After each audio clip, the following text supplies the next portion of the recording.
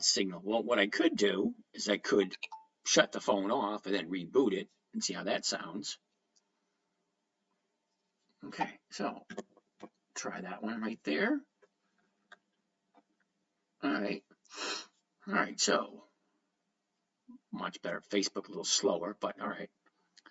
Read Anna Cooling's book on volume analysis. Why didn't it help? Dusty DeVille. I don't know. Sound is weird? All right, well, how about we do this for a second? That's that. I'm going to go into settings. Settings. I don't know if I go to settings, how's that going to affect it?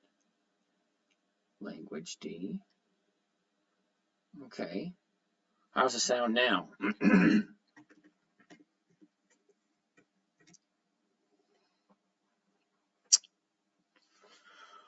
Oh, interesting. How's the sound now? Is it any better? Same? All right. We're going to shut down, and then we're going to reboot, so don't nobody go nowhere. May I ask you to call back through WhatsApp or Viber? Alex, I don't have WhatsApp. I don't have Viber. What happened this morning? Hope you're okay. I'm fine. I was on for a couple hours this morning. All right, I'm going to shut off, and then I'm going to reboot and see if that works. Okay? So you guys don't go anywhere.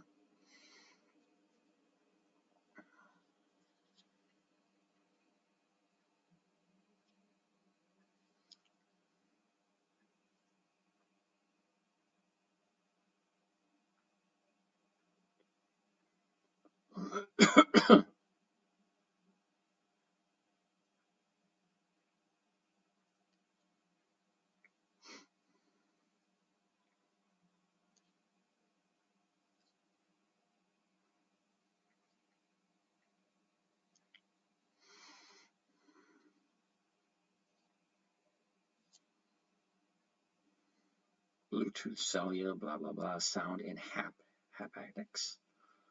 Sound. What about volume?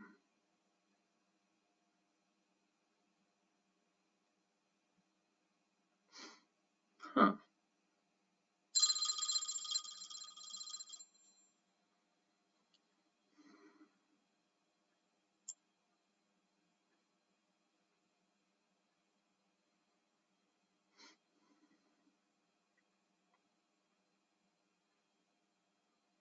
All right, well, here we go.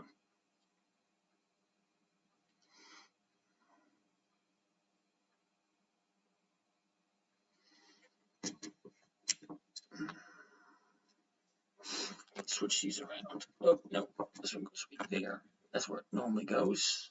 This one goes right there. All right. So here we go, yo. All right, so let's try this over again. Notifying people that you're live.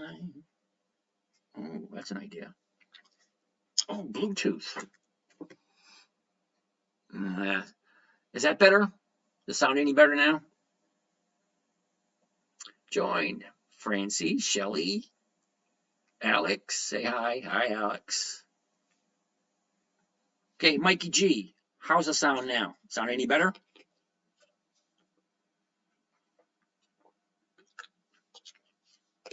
Any better, anyone? Garnell, over here. Garnell, hey, how's it going there, Mr. Garnell?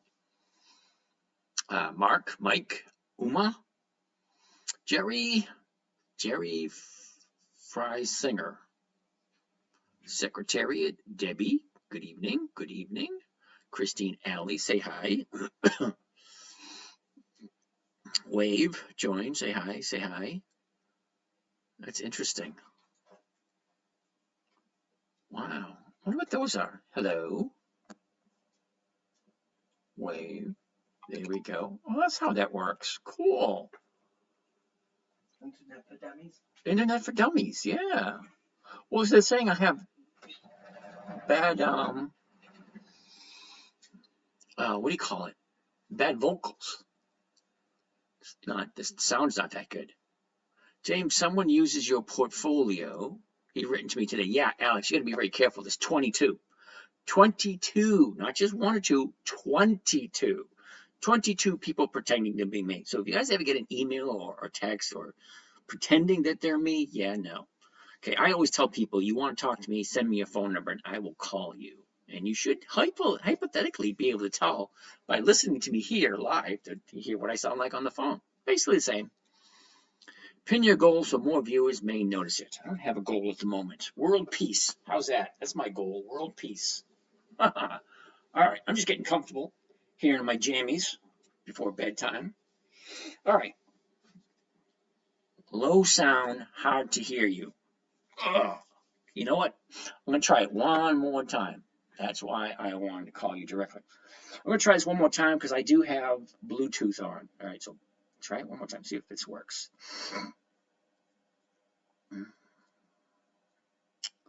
Bluetooth off.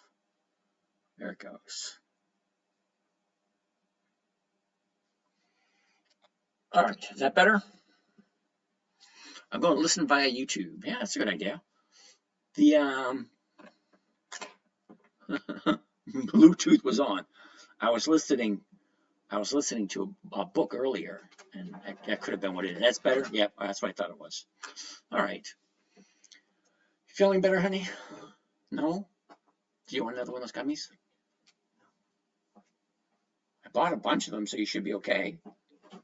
All righty. Why is this not like gambling? Woohoo! All better. Yay! I missed out Monday. Oh, you did? Sorry, I was on. I was on for 2 hours this morning. We just kept going and going and going. Questions kept on coming. That's okay. We only went through half of the stocks that were up for consideration. Only half of them. It's like we went to like 20. It's like we got like 20 or 30 more to go through. So tomorrow we're going to do a bunch more. So Wave, you can catch us tomorrow morning. So you haven't really missed out on anything. All right. So are we going to look up anything this morning, or are we just going to hang out and just chat away? Good evening there, Joey. All right. Ooh, and Michael's over there. Michael's on. Okay, Michael. Michael's on TikTok. Michael's on YouTube, and Michael's over here on Instagram. Hey, Austin, how you doing?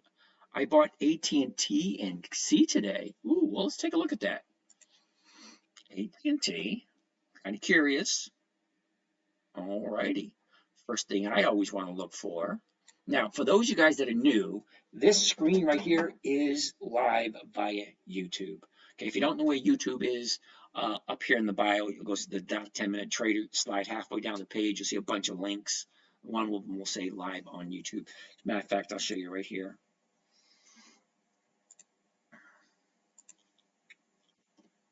All right. Yeah, go to 10minutetrader.com. Okay, and you slide down a couple of videos. There's the live, and right there, live on YouTube. That way you get to see this whole screen live on YouTube. So if you're in front of your computer, Dustbuster, are you marketing any money trade? Oh, am I making any money trading? That's an interesting question. What's the first thing that gets your attention with those charts? Very first thing that gets my attention with the charts. That's a good question. Are you ready? I'm going to show you. It's really not that difficult. High, low, where was it a year ago? Where is it today? That's it. 4 things. High, low, where was it? Where is it? Are you profitable? I make about 1% per week, roughly. I'm making more than 1% this year so far, which is kind of strange. Are you profitable? Yes, I am. Share the live, encourage more. Hey, Mr. Steven, thank you for that. All right, so, we're looking at AT&T. High, low, where was it? Where is it? It's exactly right. See, where's the high? High of the year, the low of the year. Where was it a year ago? Where is it now? That's the 1-year chart. Next, we're going to jump onto the 90-day chart. Hold on. We're going to go through it right now. Why does this live? Why do this live if you make money already? Interesting question. Now, let me ask you a question. Okay, why are you here if you don't want to learn? See, you get to a point in life, okay, you may not be there. From that question, I can tell you're not there yet. You get to a certain point in life where you feel the urge to share what you know. Okay, my children, they're already grown. My grandson's not quite old enough yet, and I still want to be able to share what I know because I don't want to take all of this down to the grave. That's such a basic concept. Ooh, wait a second. Just basic support and resistance.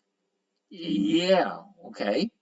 So the question was, he wants us to learn. Yeah, that's true. Teach, that's true too. What is that? I'm trying to get some money.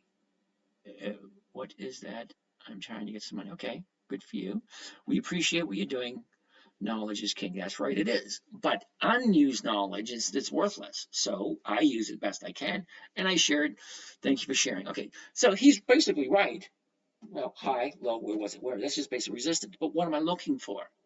Okay, what I'm looking for is where it's moving.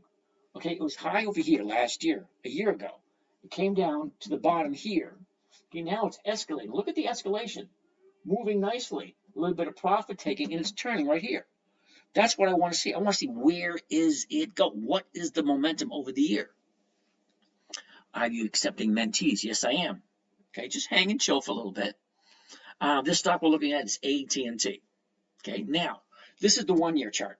Once I like the 1-year chart, then I move on to the 90-day chart. What am I looking at a 1-year chart? Well, I'm looking at, I don't want it to continuing going down. Okay, I don't want that. And I don't want it to be at the high of the year either. I don't want it to be either extreme. I want somewhere in the middle. Okay, so the low's here, the high's up here, and we're down right here. I like that. Hello, amigo. Well, alrighty then. Following, let's go hang out for sure. George, alrighty. Your whole goal is cash flow, correct? That is correct. 1%, simple, predictable, and consistent per week. 1% per week, that's my goal. No, 1% per week. Okay, that's over 50% per year. Okay, now, my hair out of my way. I should be thankful I still have hair at my age. You must be one of the Wall Street guys. Nope, not at all. Or options. I like options. Love options. Okay, so let's take a look. Okay, I like the 1-year chart. All right, now let's go to the 90-day chart. Okay, so after the 1-year chart, we want to look at it. Oh, wait a second. A year ago, we opened up at 1809. The bottom of the year, 1347. Looking for good long-term monthly dividend stocks. Any suggestions for me to do further research? Okay, you're at the wrong place. Really. I don't hold anything long-term. The longest I've ever held anything is 9 months. Not because I wanted to, because it went down. Do I like O? No, I don't like O. John, I don't. Why don't I like O? O's is a monthly optionable stock. I like weekly optionable stocks because this here is about weekly cash flow, not monthly cash flow, weekly. Is your Potter box strategy for trading options? It's been pretty spot on. I use the Potter box. I never heard of the Potter box strategy. Never heard of it. But anyway, let's go through the numbers for the charts, okay? Look at the 1-year chart first. Let's check it out. Please and thank you. Alrighty, how about TNA? Never heard of them. Is that tits and ass? Ooh. TNA. I saw that on a car once. It said TA on it, and the sales lady said, "What's that for?" Well, anyway. A year ago, we opened up at 1809. We bottomed out at the year at 1348. I would like to call. I am in Europe now. Oh, you know what? They have FaceTime. FaceTime actually works anywhere in the world. Oops, yep. What about Noons? Never heard of it. Any advice on Spider? I don't do spiders. They don't pay weekly. They don't have weekly options. Wait a minute. The spiders do have weekly options, but the spiders does not have dividends. Okay, so the reason I like dividend stocks, well, because here's the thing. If the stock goes down, what kind of cash flow are you bringing in? Nothing. If the stock goes down, you start losing money. That's why I like option. Can you go through how you enter and close an option trade? Yes, I will. Just got to hang and chill for a little bit. What about best CC? I'm assuming best covered call. We'll get to that. All right. Let's keep up with AT&T. Okay. The numbers look good on T, but the chart, yeah, we're going to look at that in a second. Hold on. 1631, the 1650s. Great. Okay, so we got the high, we got the low, the last 90 days. That would be January 22nd. Can you show me your profits for the past 2 days? All right, Frigid, you're doing it all wrong, dude. Really? You're all talk. Yeah, thank you for that. Just sit, chill. You're new here. Okay, you're new. I'm good with names. I would recognize that name had you been here before. This is your first day here. So just sit and chill. Don't be in such a hurry. Okay, now I'd like to go one step at a time. Hey, landscape exec, how you doing today? 90 days. Okay, 90 days ago today was January 22nd. Where is it? Right here. Okay, 90 days ago today we opened up at 1704. The top of the 90-day period, 1816.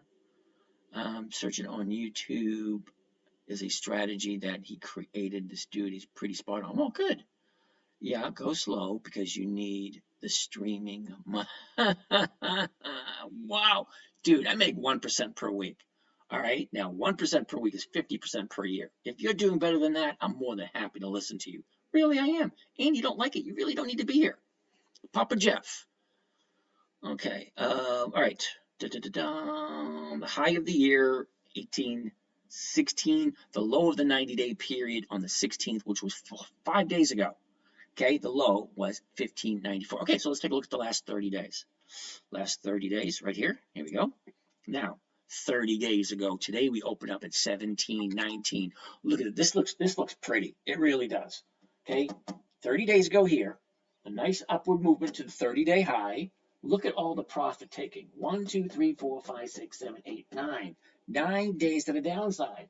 1, 2, 3. I see why you jumped in. 3 days to the upside after a 30-day bottom, followed by a 30-day top. Perfect time to jump in. Great. But what happened? She opened up high, and then she dropped back down. Well, let's take a look at everything else. All right. Let's take a look at seasonality. What does this stock normally do this time of year? Okay. This time of year, we want to take a look at seasonality. Now, what is seasonality? Some of you may ask, those who may not know. Okay. The blue line represents the movement this year.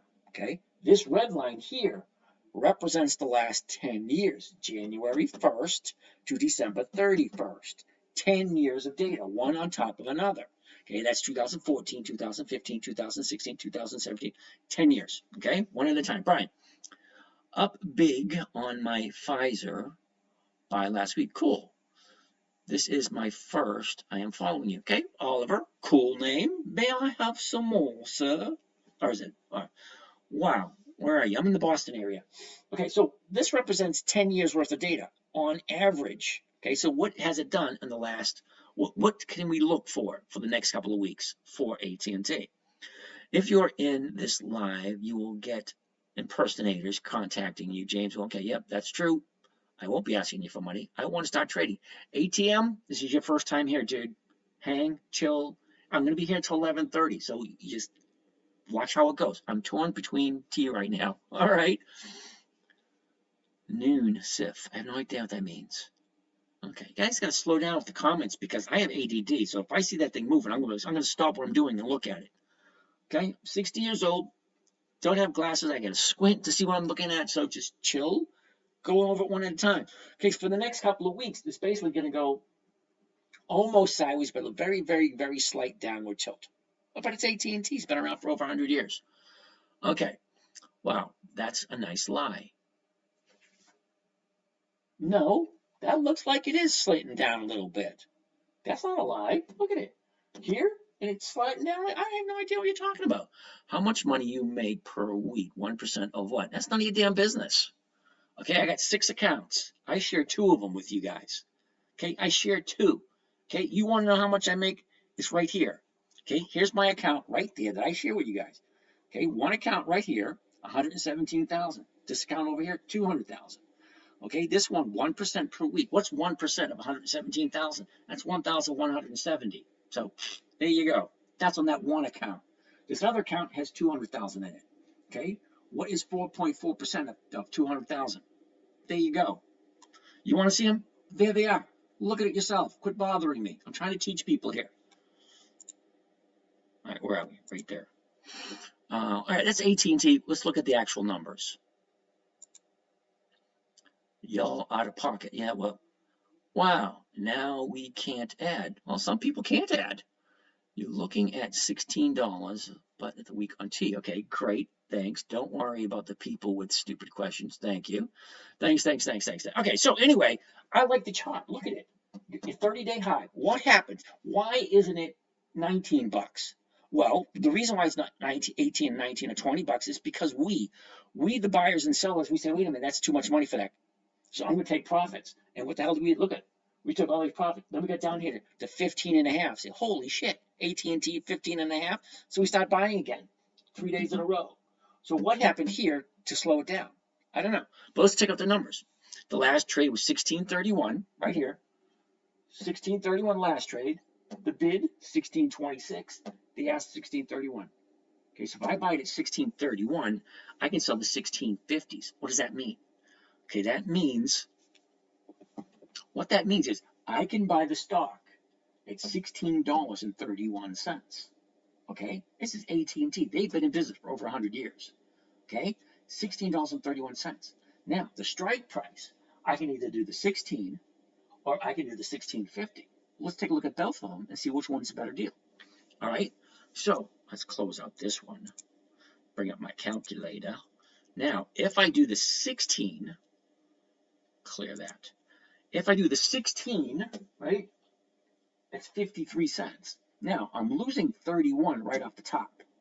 All right, so here, Secretariat, I know no REITs, but I've held NLY for years and decided to try strategy today, and it looks good. We'll take a look at NLY. Put NLY on your list, please. We'll see what you think. Pen. There we go, pen.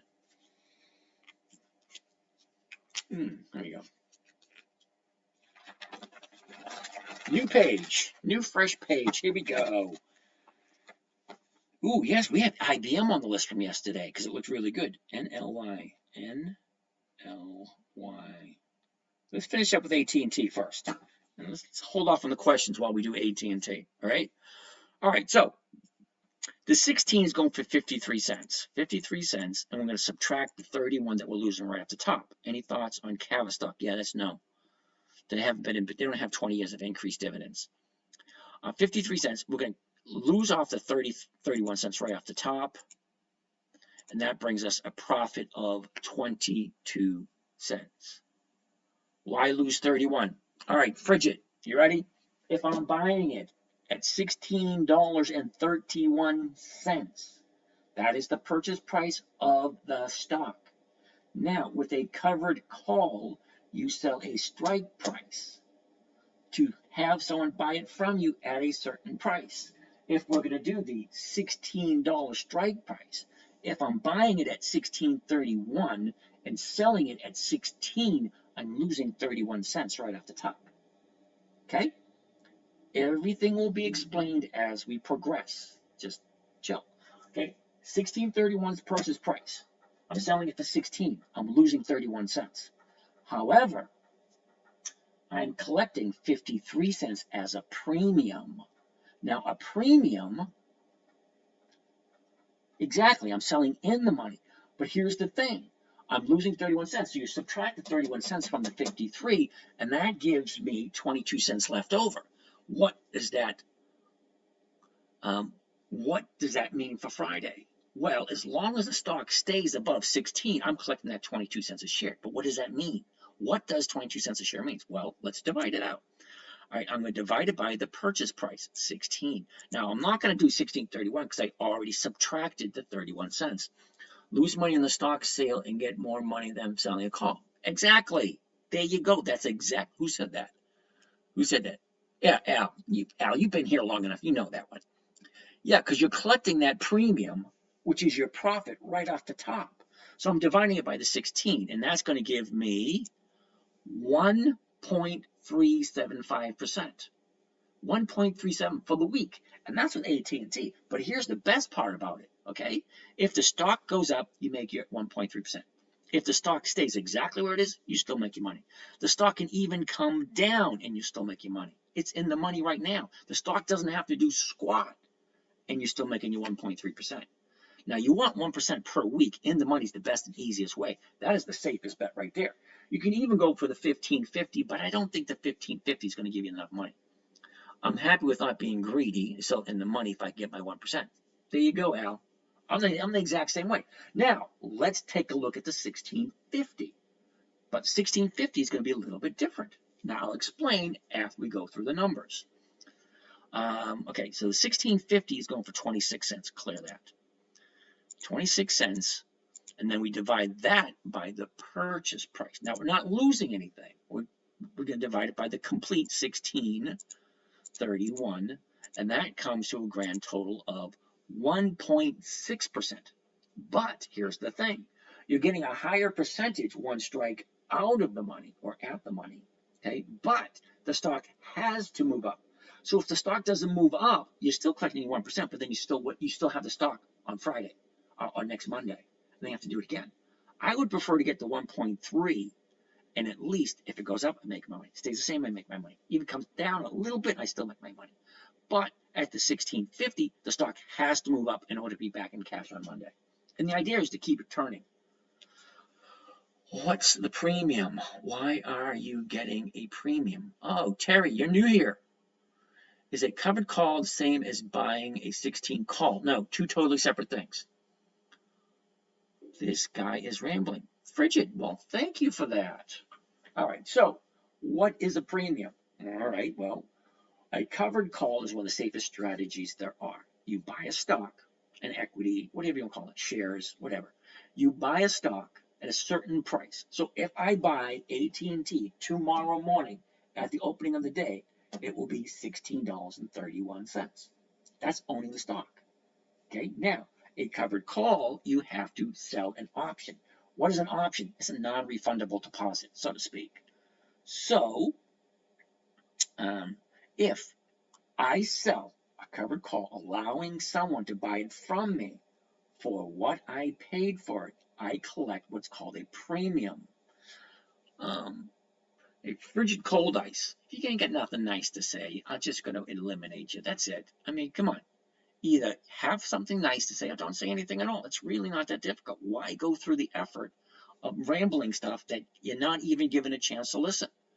Okay, if I'm making a profit and the profit is over 1% per week and it's on a good question, I'm asking legit questions. No, that wasn't a legit question. Okay, this guy is rambling. It's not a question. That's a statement. Okay, now I didn't go to college, but I did go to elementary school, and that, my friend, this guy is rambling, is not a question. That is a statement. Now, if you want to ask a legitimate question, have it has something specifically to do with dividends, dividend stocks, or covered calls. Specifically, stocks that have 20 years or more of increased dividends to their shareholders, and stocks that have weekly options. Other than that, the questions you're asking are not legit in this topic. This topic is specific, okay? And if this 1% per week, safe, simple, predictable, and consistent is not good enough for you, then you're in the wrong place. It's really not that difficult. It was created for a 9-year-old girl back in 2008. My daughter wanted to learn what I was doing. So I had to create a strategy for her specifically. And it had to be simple. It had to be safe. It had to be predictable. It had to be consistent. And there's no way she could possibly lose. Okay, now that's awesome if you think about it for a 9-year-old little girl. Now, there was 5 rules. Rule number 1, never buy something you do not want to hold long term. That's number 1 rule. Rule number 2, never sell at a loss. Rule number 3, make sure the company has a minimum of 20 years of increased dividends. Rule number 4, has to have weekly options. And rule number 5, make sure the numbers work. Okay, I showed you both options. The stock, you cannot argue with it. Okay, you can't argue with these numbers. They're not my numbers. Okay, I got nothing to do with these numbers other than reading them. The last trade today, this number here will be written in history and it will last forever. What was the closing price of the day for AT&T on Monday April 22nd, 2024. This number will go down in history, $16.31. It's not my number. Okay? Next year they'll be able to look at it. The year after, 30 years from now, you'll be able to see what was the closing price for AT&T April 22nd, 2024. Okay? That's the number. It has nothing to do with me. Okay? These numbers got nothing to do with me. What is the bid? What is the ask? What was the volume? What was the open? What was the high? What was the low? They're not my numbers. They're not. I'm just reading them. I'm putting them into a calculator. If you don't agree with a calculator, get one out yourself. If I'm buying it at $16.31 tomorrow morning, and if I'm selling the $16 strike price, and I'm collecting 53 cents, okay, that's over 1.3%. That's what it is. Your profit divided by your purchase price gives you your percentage of return. Now, if the option expires on Friday, that's the term of the contract between when I sell the contract and when the contract expires. This one, 26 April 24. That's this Friday. This one, 3 May 24. That's next Friday. Okay? Not really rambling. I'm just going slow because some people don't understand it and need me to go slower. Because if you want me to talk faster and go over stuff a lot quicker, I can lose you in the conversation. I can lose a lot of people in the conversation. Okay? Now, I'm offering what I know for free. If you're okay with safe, predictable, consistent 1% per week, just sit, relax, and enjoy it. You don't like it? You don't have something nice to say? Don't say anything at all. And if you have a legitimate question, make sure it's a legitimate question for this topic. Not whatever topic you have rattling around in your head and you think that I should be covering. Because I'm not covering whatever topic you want to talk about. I'm covering the topic, this one, the strategy that I created for my daughter. Simple, safe, predictable, and consistent. Okay? That's it. Simple, safe, predictable, consistent. You want to get more complicated? Go somewhere else. It's really not that difficult. A company that has dividends that have increased for 20 years or more and has weekly options. Then I want to check and make sure the charts look right. It's really not difficult to read a chart. Anyone can say, oh, look, there's the high. Oh, wait a minute, look, that's 30 days ago. Oh, there's the bottom. Okay? It went up, it came down, and it's going up again. It's really not that difficult. Why do you want to make it more complicated? Oh, look at that. I'm rambling and going more questions. This guy's awesome. Thank you, Pablo. Uh-oh. Where was it? Oh, I missed all these questions. All right. All you do is say the same thing over and over again. That's not a question either. Holy cow. I'm asking a legitimate question. That's not a question. You got a damn question? Ask me a question and I'll answer it. Or you're too afraid to ask a simple question. Okay? People want to know how to do it. Everybody's not on the same level as you or me. So I got to talk slower and explain things to people who don't understand it. There's 220 people here. You're not the only one in the room. Really? All right, thanks, Pablo. Good information. Blah, blah, blah, blah, blah. Leave. Yep. What people don't understand is you are not buying one stock. No, I'm not. I have a bunch of different ones. Dave, you're welcome. It all warms. And it warms. I have no idea what that means. It warms. Elijah, how you doing? What are you trading? Well, we're looking at AT&T at the moment. So you do covered calls, cash secured. No, I don't do cash secured puts. I'm thinking about it because cash secured puts got nothing to do with the strategy.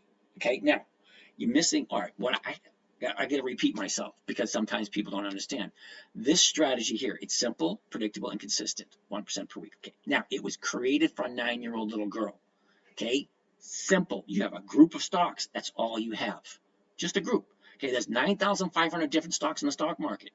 Out of those 9,500, only about 150, 160 are on my list. Why? Because they have 20 years or more of increased dividends, they have weekly options, and the numbers work. Okay, other than that, they're not on my list. So I don't do cash secured puts in this particular strategy. Now, like I said, I have 6 accounts and I share 2 of them with you guys. That's it, 2. Okay, you want me to share more? You got to join the morning group, but that's what it is. I don't know anything about dividends, so this is great. Well, Chet, you kind of do. Because if you work for a company, your money is going somewhere.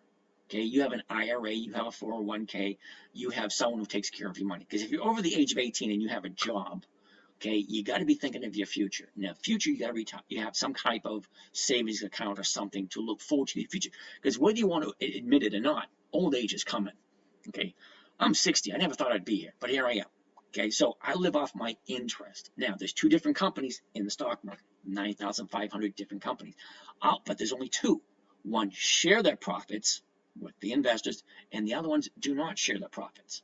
Okay, I do not invest or even bother looking at the companies that do not share their profits unless they are on Warren Buffett's list. Okay, and even then, I still debate it. All right, but we're going to go over one thing at a time. $250 stock. All right, thanks for that, Al. Why? Uh-oh, I missed the question. All right, Thinkorswim, blah. Oh, wow, I'm missing all these questions. Uh-oh. Oh, my goodness. Sorry, guys. I'm missing a lot of these questions because I'm answering. Okay, brand for 4 seasons. Hi, James. Can I have your email address, please? Your best bet is going up to my bio. Send me a link here. At night, I go through everyone who sends me a message. I always reply to them. Okay, if you want to talk to me, send me your phone number. I'll give you a buzz. Jeffrey, account number 2. I don't get any simpler than that. Oh, thanks.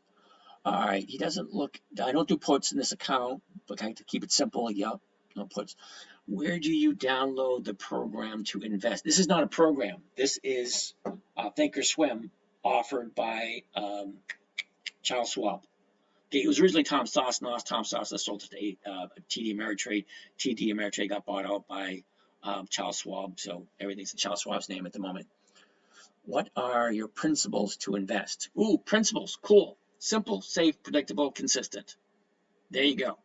20 years or more of increased dividends, weekly options, and make sure the numbers work and the charts look okay. That's it. It's really not that difficult. Best dividend stocks. Ooh, I like Macy's. I'm a kangaroo. Good for you. Yes, thanks for speaking slow. See, some people appreciate speaking slow. James, ignore. He's too cold. Okay, how much starting capital? All right, everybody is different here. There's 178 people here. I can almost guarantee we all have a different amount of money to play with. We all have different goals. We all have different dreams, ambitions, all that kind of stuff. We're all different. You do what you think is right for you.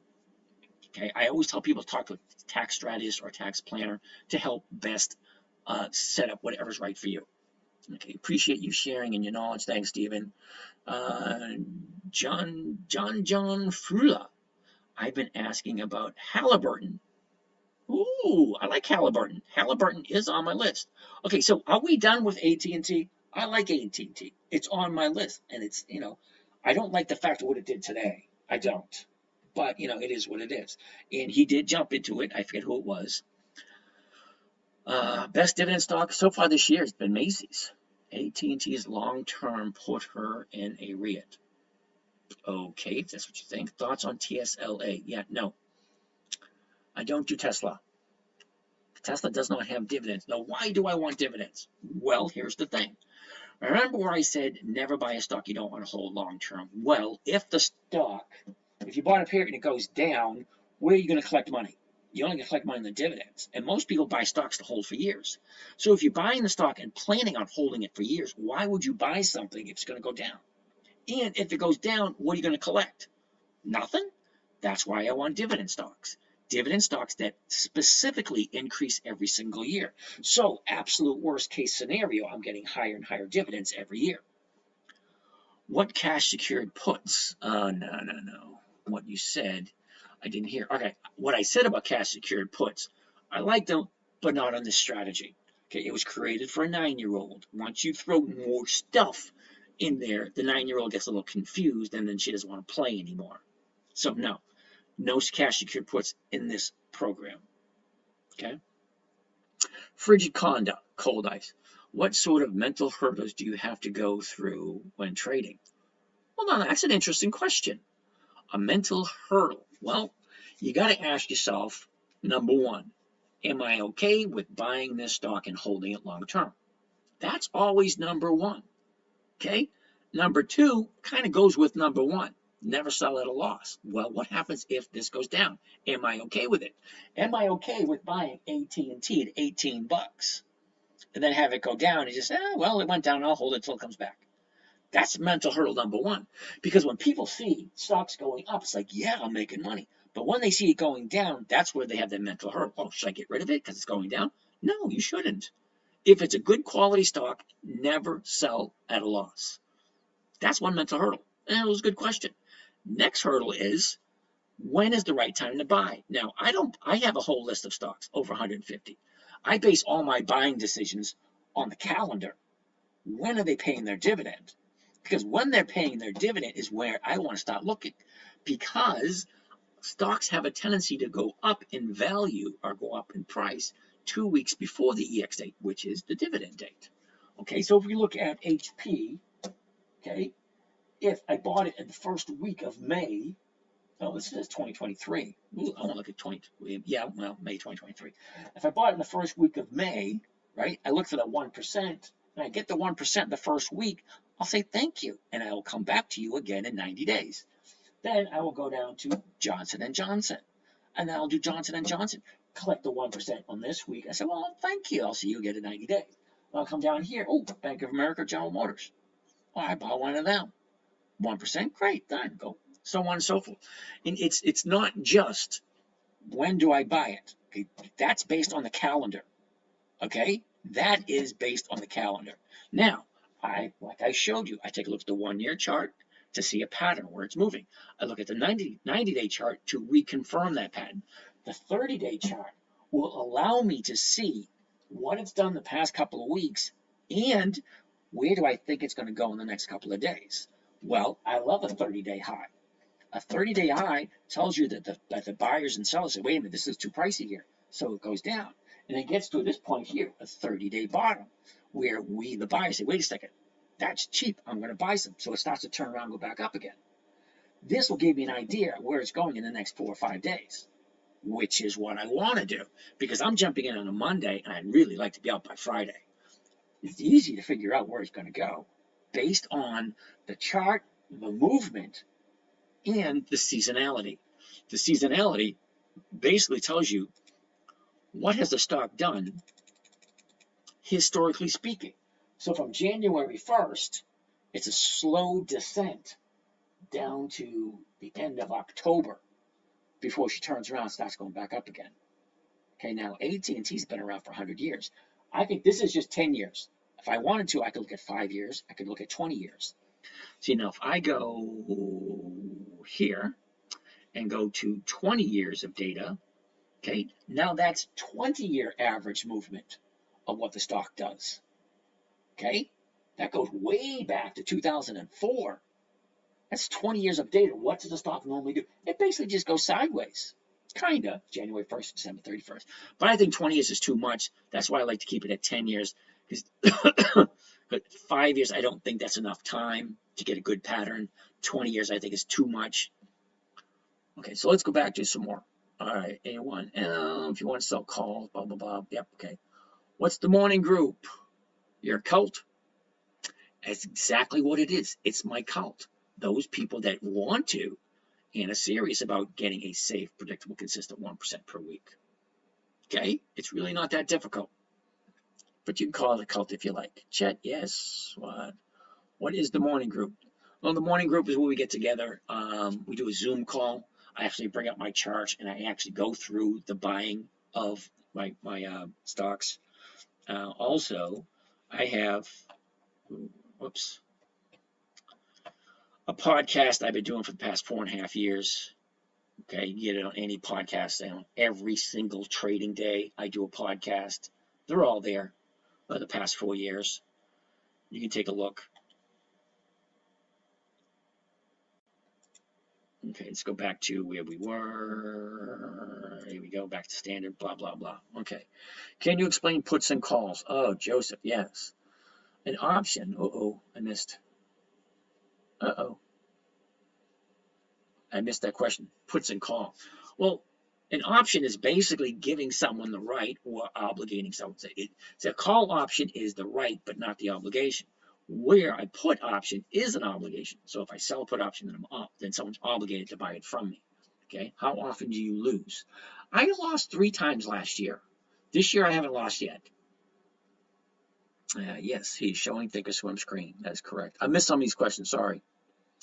You trade full time? No, I trade about an hour a day. Actually, not even. Personally, I trade about maybe a half hour a day. But when I'm teaching people in the morning group, it's about an hour. This morning was almost 2 hours because people kept asking questions. How often do you lose? Do you always win? No, I don't always win consistently. How often do you lose? Do you always win the same one? LA, what's happening? The man said cult. Yep. By the way, LA is part of the cult. Oh, wait a minute. So isn't Reggie Joe Baxton? He's part of the cult too.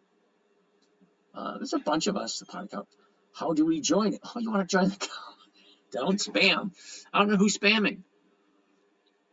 Pablo, okay, as I was saying, you come up here to the bio. It goes to the 10-minute trader. Okay, the 10-minute trader is right here. Okay, this is all my social media: YouTube, Twitter, Facebook, Instagram, podcast, LinkedIn, blah, blah, blah, TikTok, all that kind. All the books I've written, that's right there. But if you wanted to join, that would be right there. Trading live online. Oh, what the hell is that? What does your portfolio yield? Thoughts on YM funds? I have no idea what a YM fund is. And what do I yield? I average 1% a week, which is over 50% per year. I don't know if that helps you out anyway. Billy Heller, thanks. I'll be back. All righty. Uh-oh, I keep missing some of these questions. How can I join the group? I just showed you that one. Tea with Mary. Good. Going to join your group on Patreon. All right, Miss Marie. You know, Miss Marie, you can always send me a phone number. I'll give you a buzz. We can have a chat. What does very low PE ratio mean, like 322? Oh, Squidward, you want to get complicated. Now, I'm going to ask you an interesting question then, Mr. Squidward. You're asking me, what does a PE ratio, what does it mean? All right, I'm 60 years old. Can you imagine me explaining when I was 40 what a PE ratio was to a 9-year-old little girl? Do you think that would be simple? Now, I know what it means, and I know how it affects certain things on a stock and whether or not you want to. Oh, someone over here. Hi. Over on Instagram. But you're adding more cooks in the kitchen. Okay? This strategy is simple, predictable, and consistent. You want to put PE ratios in. It has nothing to do with the fact that the company has 20 years of dividends. It doesn't. They increase their dividends and it has nothing to do with the PE ratio. It has nothing to do with the movement. Okay? It has nothing to do with the stock price or the option price. Okay, the PE ratio is nothing more than an indicator that tells you whether or not you think it's a good company to put on your list or not. That's all. In this particular situation. Okay, because this particular situation is simple, predictable, and consistent. That's all it is. Okay, it was created for a 9-year-old. Don't make it more complicated than it needs to be. If you want something more complicated, then you're in the wrong place. Okay, this is simple and easy. Okay, D's economy. Do you trade in futures market? No. All right. How much money do I have to pay to get into the cult? Well, you know, I'm kind of thinking I don't want you there because I really don't like this kind of energy. Real, you know, be totally honest with you. Okay, now call it a cult if you like. All right, but people pay for knowledge. People pay for guidance. People pay for teachers. If it's a valuable lesson. Okay, now I paid $91,000 to learn a lesson. $91,000 I paid to learn one lesson. It was a very valuable lesson. Did I want to pay the $91,000? Nope. But I learned it, and I'll always keep a reminder of that lesson. There's an old saying, Mr. Frigid. An old saying, I'll share it with you. Where was I? Okay, you know, blah, blah, blah, Monica, keep it simple, thank you. There's an old strategy. I meant don't spam the chat to someone asking the same question. Oh, okay. Thanks, Chevrolet. Oh, on Instagram too, just another platform to get some money because you can't. Wow. You know what they say? If you don't have enough haters, you're not working good enough. You're not working hard enough. And to be totally honest with you, Mr. Frigid, I got Instagram over here, YouTube there, TikTok there, Facebook there, another YouTube channel there, and then I also got Rumbles and Twitter. Okay, but you know what? I make a safe, predictable, consistent 1% a week. In that particular account, I also have accounts that make over 100 to 200% a year. Okay, but you don't have to believe me, and I really don't care. And I don't know what you think it is about me to actually think I care about what your opinion is. You don't like it, you don't have to be here. I'm supposed to pay you to tell me how to do a covered call. Nope, not at all. Not at all. You should know how to do a covered call. I'm giving you the information for free. It's right there. If you want to buy it at 16.31, it's right there. You buy the stock at 16.31. If you want to sell the $16 strike price, it's right there. Okay? Sell the $16 strike price, it's 53 cents. You don't have to pay me for anything. I just showed it to you. Okay? I don't know what you're talking about, Matt Daddy. What about Forex? I tried that, no thanks. Forex, you actually have to sit there all day long and watch for charts and signals and whatnot. Probably filled most of your positions today. Great day. Randall Ray, not really, because I sell the options that expire on Friday. So I won't know if they get filled until Friday. Al, it's awesome they make it 1.2. I keep missing these damn things. Keep going. Oops. Michael, I paid about $9,000 for our pilot training. I paid for training, W-2s. There's no way up in figures, 6 figures. Okay, that's cool. Yeah, I know, Papa Jeff, I need a moderator. I got to figure out how that works. Because I tried telling you guys a long time ago, I have no idea what I'm doing here with all this stuff. That's why I have 5 cameras going. Okay, if I knew how to use the software, I wouldn't have 5 cameras. But I don't know how to use the software. Okay, I'm old school. I like to write stuff down. Sage, please don't waste time reading the junk. So have great knowledge. There you go. Thanks, Sage. Ignore him. That's what I'm trying to do. I learned a lot from James. Thanks, Al. Al's part of the cult also. What do you think about KMI? Ooh, Kinder Morgan. I like Kinder Morgan. What is your YouTube name? Oh, the 10-minute trader. Okay. If you've seen any of my videos, I got like 400 or 500 of them now. It says this is James from Dividend Stock Talk, brought to you by the 10-minute trader, where I invest in dividend stocks for weekly cash flow. Hey, Jose, so do you just buy smaller stocks and sell them every time they go up over 1% and buy again? Kinda, Jose. It's the same stocks over and over and over again. Why? Because it's a good stock, like AT&T. Okay, AT&T dividends coming up. I'll take a look at it. If the numbers work and the charts look right, I'll buy it. If I make my 1%, I'll say, great. I take my 1%. And I'll say, all right, I'll see you again in 90 days. Because AT&T, pays out a dividend every 90 days. And like I said before, I do all my buying according to the calendar. Okay? So if AT&T has a dividend coming up, I want to buy it 2 weeks before that dividend. Collect the 1%, say thank you very much, and see you again in 90 days. Okay? I don't want to hold it, because holding it will give me what? 3-4% for the year? Yeah, no thanks. I prefer the 1% per week. And repeat, basically, kind of. All right. So, let's go back. Caterpillar is great. Yes, it is. I like Caterpillar. LA Steinway. I did F, C, and the WAVS1. Okay, cool. Would you play KMI dividend? Yeah, I will get it. Hold on, I'll take a look at it in a minute. You're doing good work, Professor. Thank you. So where can I learn the strategy? All right, Super, you're new here. Just chill. I'll teach you some more stuff. All right. Sorry. Amy. Okay, wait a second. LA Sound. Good. Keep it up. What's going on, man? I was looking at SLB. Schlumberger? Was that SLB? Not correct? By the way, going to keep my eye on it. Okay, so I'll give you some of these questions. They just keep coming. You guys keep full questions. Thank you for figuring it out. Interesting. Cool. Super. Way to go. Hey, I'm caught up on the questions. Woohoo! All right, so that's AT&T. What time is it? Holy cow, it's 10:15 and we've only gone through one stock? Wow. Okay, now somebody wanted to take a look at NLY. How do I know when are dividends paid? Oh, Percy. Okay, Percy. See this list right here?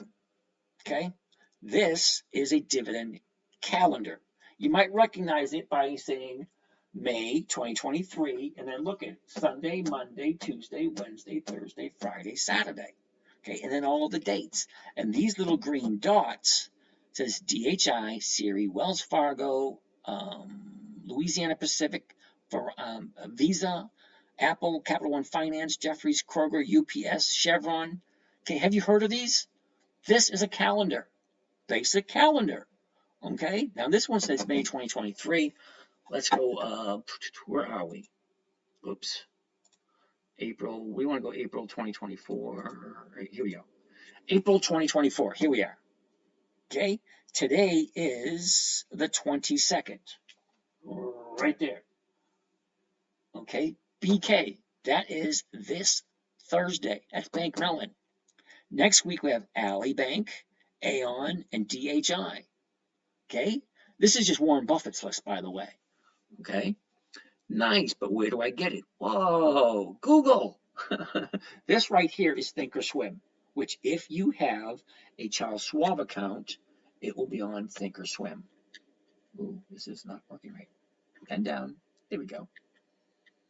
It'll be on Thinkorswim. Good evening, anyone. Hey, fascinating football videos. Nice to see you. Percy, if you don't get Thinkorswim, you can do Yahoo Finance. It's a good place. Historical data. Yep, that's also too. Awesome. Yep, yep. Also, you can just go to Google and put in Google EX Dividend Calendar, and a whole bunch of them pop up. Oh, as a matter of fact, let's see if I can do that. Right there. Go to Google, and Google says EX Dividend Calendar. Oh, it popped up right there. Okay, EX Dividend Calendar. Oh, look at it. NASDAQ has one. TipRanks. Ooh, that was a cool one. TipRanks has a cool dividend calendar. Look at this. April 21st, April 23rd, April 24th, 25th, 26th. Then I can go a couple weeks out. Look at this. May 1st, May 2nd, May 3rd, May 8th, May 9th. Then you keep going. Okay?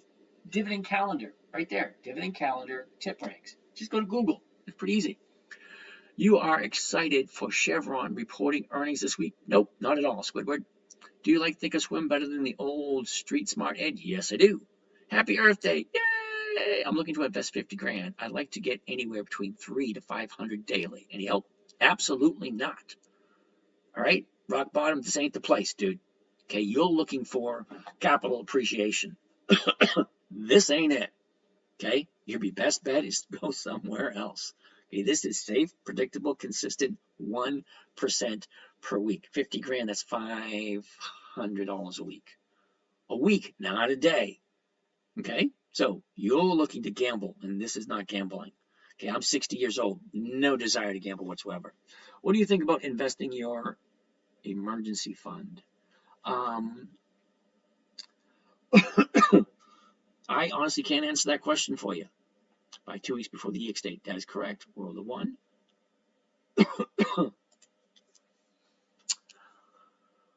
Davey, why? Thank you. Why not just buy an index and sell over time? Do you know any index that gives over 30% per year? Consistently? Do you only offer mentorship through a paid course? If so, how much is it? Well, that's an interesting question. Now, when you went to college, did you go there for free? Did the teachers work there for free? What does your 1% a week look like? Let me think. $100,000, 1% would be 1,000. $1 million, 1% would be 10,000. $100, 1% would be $1. All right. $1,000, 10% would be $10. It's just moving the decimal point over 2 places. Yeah, small. Yeah, I get 6 accounts. So yeah, I only share 2 of them with you guys. But it is what it is. Hey, James, how often do you get called out before Friday? Very rarely. It happens once or twice. You'll get called out in the beginning of the week. If the stock jumps up, great point. But my college was covered by FAFSA. Your college was paid by someone else, but your college professors didn't work for free, is what I'm trying to say. Okay, there's an old saying: people who pay attention. People who pay more attention. Okay, I'm sharing this here. 50% rate of return, 1% per week. Safe, consistent, predictable. Okay, if you just follow the rules, it's really not that difficult. You're getting it for free, 50% per year, if that's okay with it. Now, I have other strategies to get a lot more than that, but I'm a nice guy, but I'm not that nice. All right. So people who pay attention. People who pay more attention. Okay, I paid $91,000 for one simple lesson. Okay, could have told me it, but I was too stubborn. I had to pay it. What does your cash flow from dividends look like per month? 1%. $250 stocks, 20 years of steadily increased dividends, and weekly options to target 1%. Al, you're just so freaking on the ball with that. Cool beans. If you make so much from this, why waste your time teaching people for money? Well, that's an interesting question. Let me think. You have to be at a certain age where you really don't care about dying with all the knowledge in your head. Me, I feel compelled. It's a calling. So why do some women join the nunnery? Why do some priests join the priesthood? They have a calling. I hear something inside me that wants to share this with as many people who want to learn it. Okay, you're here because you want to learn it. Great. I'm here to teach it. Who wants to work for free? Tea with Marie. Ask a nun. Ask a preacher. Okay, I remember a TV show back in the 70s. There was this guy, Kung Fu. I don't remember if anyone remember Kwai Chang Kang. He always said, and I love this. This is awesome. With plenty of food and plenty to do, one is already rich. How did you learn this? School of Hard Knocks. I enjoy this. I actually do. I actually enjoy trading people, teaching people. How does this trade? How is this trading in an hour? So why not? He enjoys it and does his trading in an hour. So why not? Yeah, I'm doing it anyway. Well, what do the paid options get us?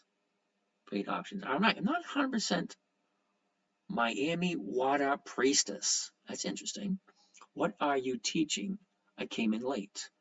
People do not understand giving back because they don't have it in their hearts. Well, there you go.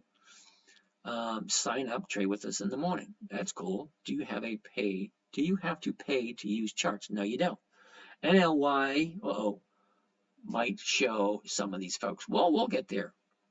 What do you think is minimum money needed to effectively transition on a weekly basis, achieve 30%? Now, I'm not quite understanding. Mario, I don't think I quite understand that question. Okay, now everybody is different with the amount of money they have available to them and what they want. Because in the long run, there's only 3 necessities in life: food, shelter, and clothing. Okay, how you want to provide that food, shelter, and clothing, okay, will depict on how much money you need on a monthly basis in order to live comfortably. It's different for everyone. Okay, my bills are really small. I don't have that many bills, so I live comfortably on my 1% per week. Okay, you may need the different. But if you're looking at achieve 30%, not 30% per year, or 30% per month, 30% for what? See, some of the questions, it doesn't, give me enough information. Do you only trade on Mondays because of weeklies? Basically, yes, Lex. You mentioned paid options. All right. Now, where is it? Mammy Water Priestess. Okay, what I'm talking about is options is when you're buying a stock, okay, you own the stock. It's kind of like you have a car sitting in your yard and you want to sell it. Okay, so you paid for the car, you own the car, you can do whatever you want with it. All right, so Tom or Jeff or Tina or someone comes by and says, hey, I want that car. I'll give you a $100 non-refundable deposit. I'll come back on Friday to give you the money. Now, they either come back on Friday and give you the money, or they lose their non-refundable deposit and you sell it again next Monday. The same thing. You buy the stock at $16.31 a share. You sell somebody the right for them to buy it from you at basically the same price you paid for it. They give you, live will end in 1 minute. Hold on, I gotta do this. Okay. They will give you a non-refundable deposit. That is called an options contract. You're contracting with them. They are giving you money, option consideration, non-refundable deposit. They are going to buy it from you, either at the $16 strike price or the $16.50 strike price by Friday, this date right here, April 24th, that's this Friday, or May 24th, that's next Friday. Okay, it's always different, and you mentioned that you also have a paid course. Well, yes, I do. Okay, now I'm very patient. I got to be patient with some of these questions, some of these people, because you just don't know what other people know. If I have a total gain of 1.6% on a stock I bought 3 days ago, should I sell or wait longer? Jose, I cannot answer that question for you. A couple of reasons. Number one, I don't know you. Number two is I don't know what your goals are. I don't know what your risk factors are. And number one, reason opposite to that, it ain't a profit until you take it, Jose. Okay, nobody ever went broke taking profits. So I can't answer that question for you. That's true, young money. Okay, Arturo.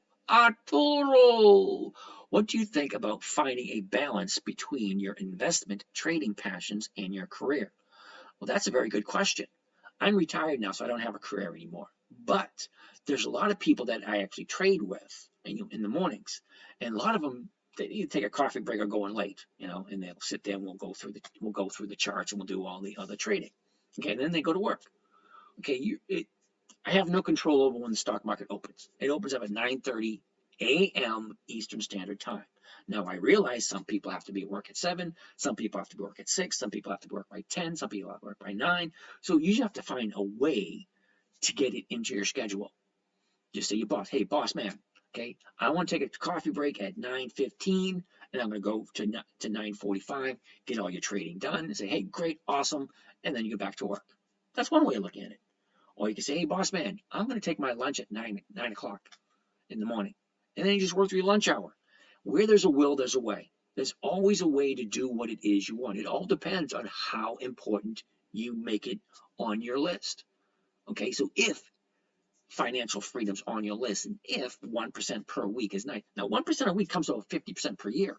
If that is something that you want, I'm sure you'll figure it out. LA, no, it's Monday morning and Friday after. Yeah, Friday afternoon we jump in on 3 because there's so much trading go on.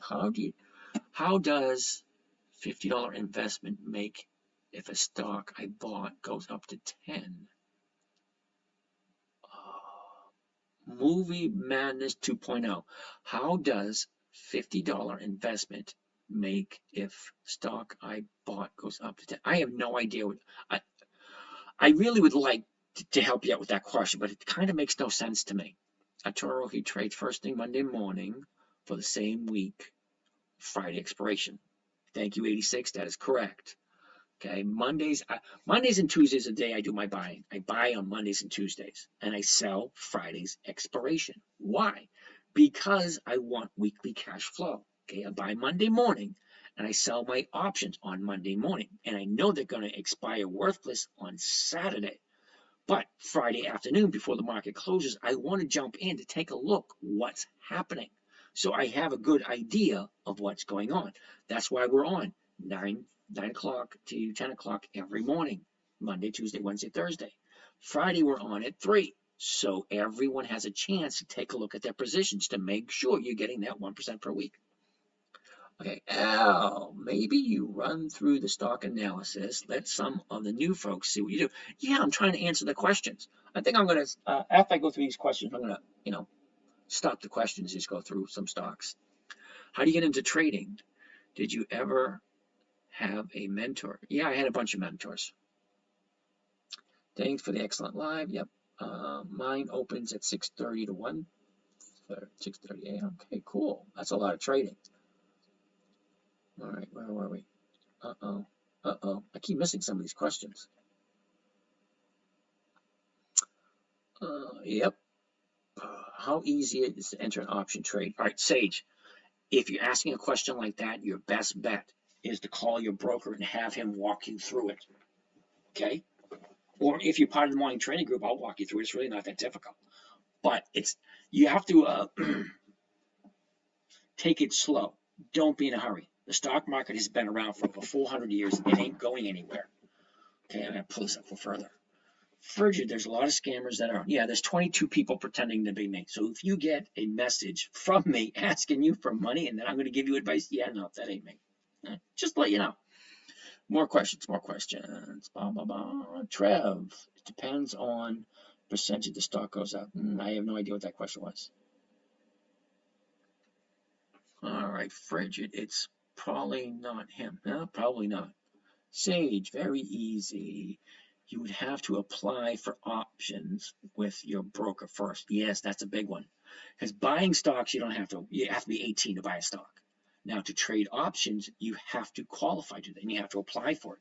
However, covered calls, strictly covered calls, are the simplest and easiest to get approved for. It's a level 1 trading.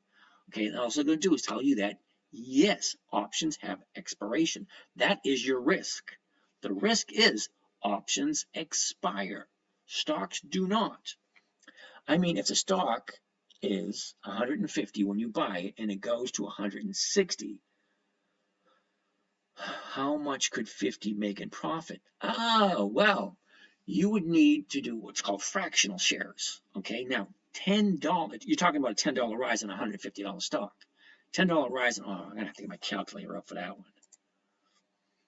Clear. $10 divide 150. Okay, that's a 0.66% increase.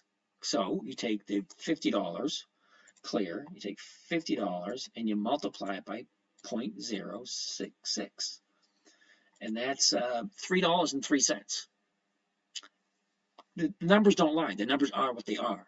If it's $10 on a $150 stock, that's 0.6%. 6.6%. All right, yeah. Okay, and then you just take that 6.6% and you multiply it by the $50, and that's how much you can get. All right, Fridge Ice, how could he send you a friend request if he's in the middle? That's an interesting question too. Mr. Media Music, you make your money buying options. No, I do not. I do not make my money buying options. I make my money selling options. There's a huge difference between buying options and selling options. This is one of those industries where the proper terminology. Oh, another people over here on Instagram. Hey, Instagram. It's very important you get the terminology proper, because if you get the terminology wrong, you could lose money. Okay? So if you're new and you really, really new, always best to talk to your broker or someone that will guide you through the first couple of trades. Here on TikTok. Thanks for your wisdom. Arturo, you're welcome. Carolina, Arturo. I'm missing some of these. Sam, numbers don't lie. No, they don't. I'm missing Sam M. But this is a strategy he makes the most of his money on Monday through Friday. So, yeah, that numbers don't lie. Blah, blah, blah, blah, blah, blah, blah, blah, blah. Pepsi has incoming profits. Really? Well, let's take a look at Pepsi. 176.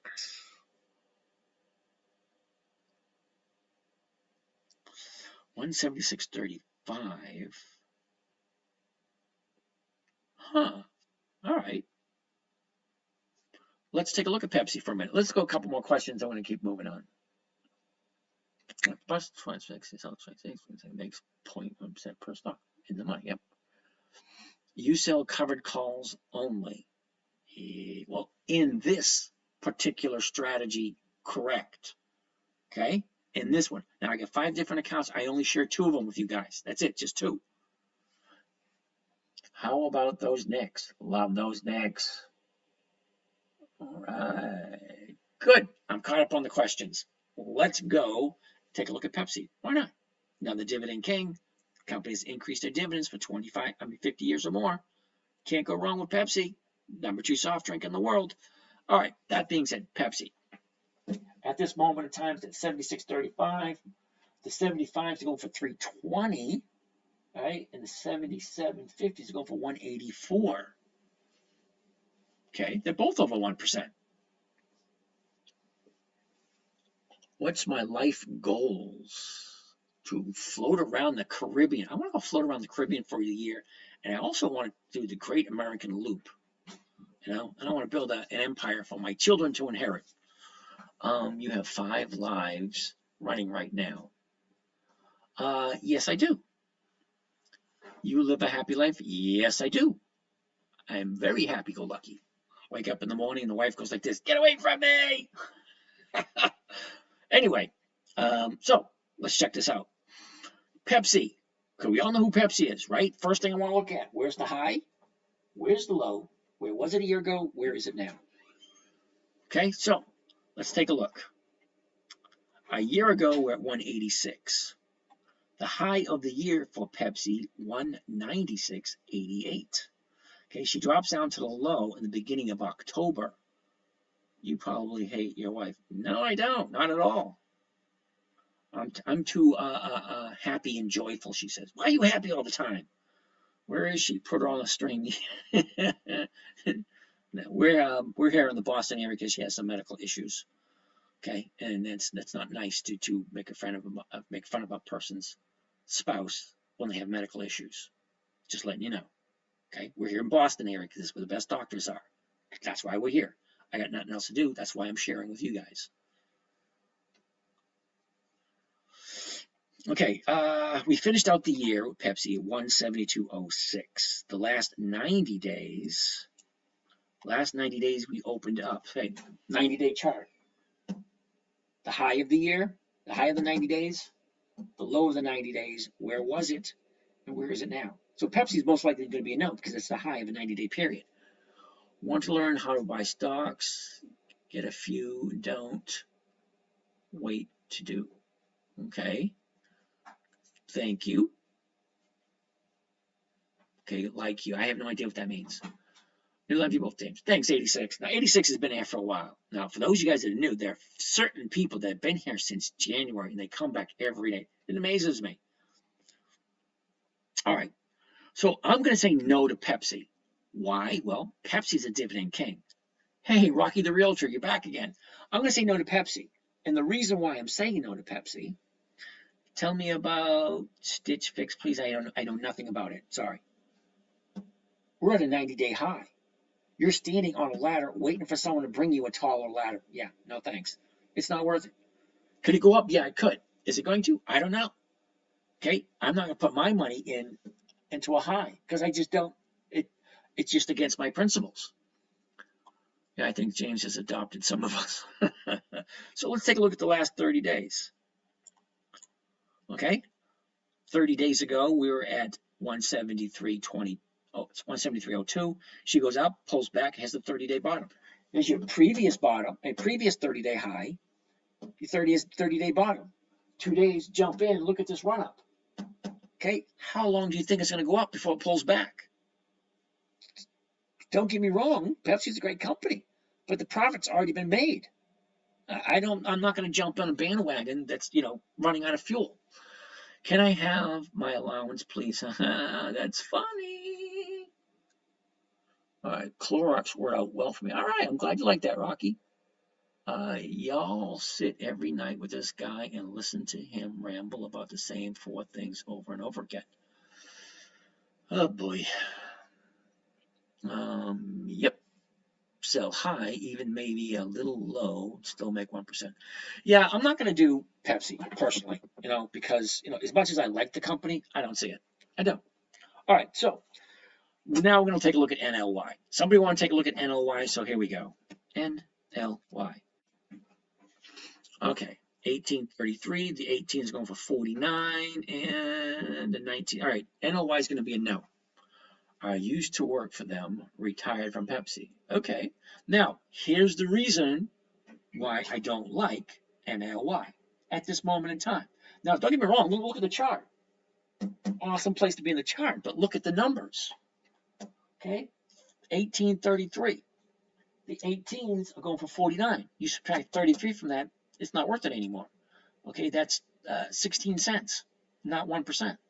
And then the 19s are going for 5 cents. Sorry, the 1850s are going for 20 cents. Okay, so maybe the 1850s. All right, not the 18s, but the 1850s. Well, let's take a look at the 1850s.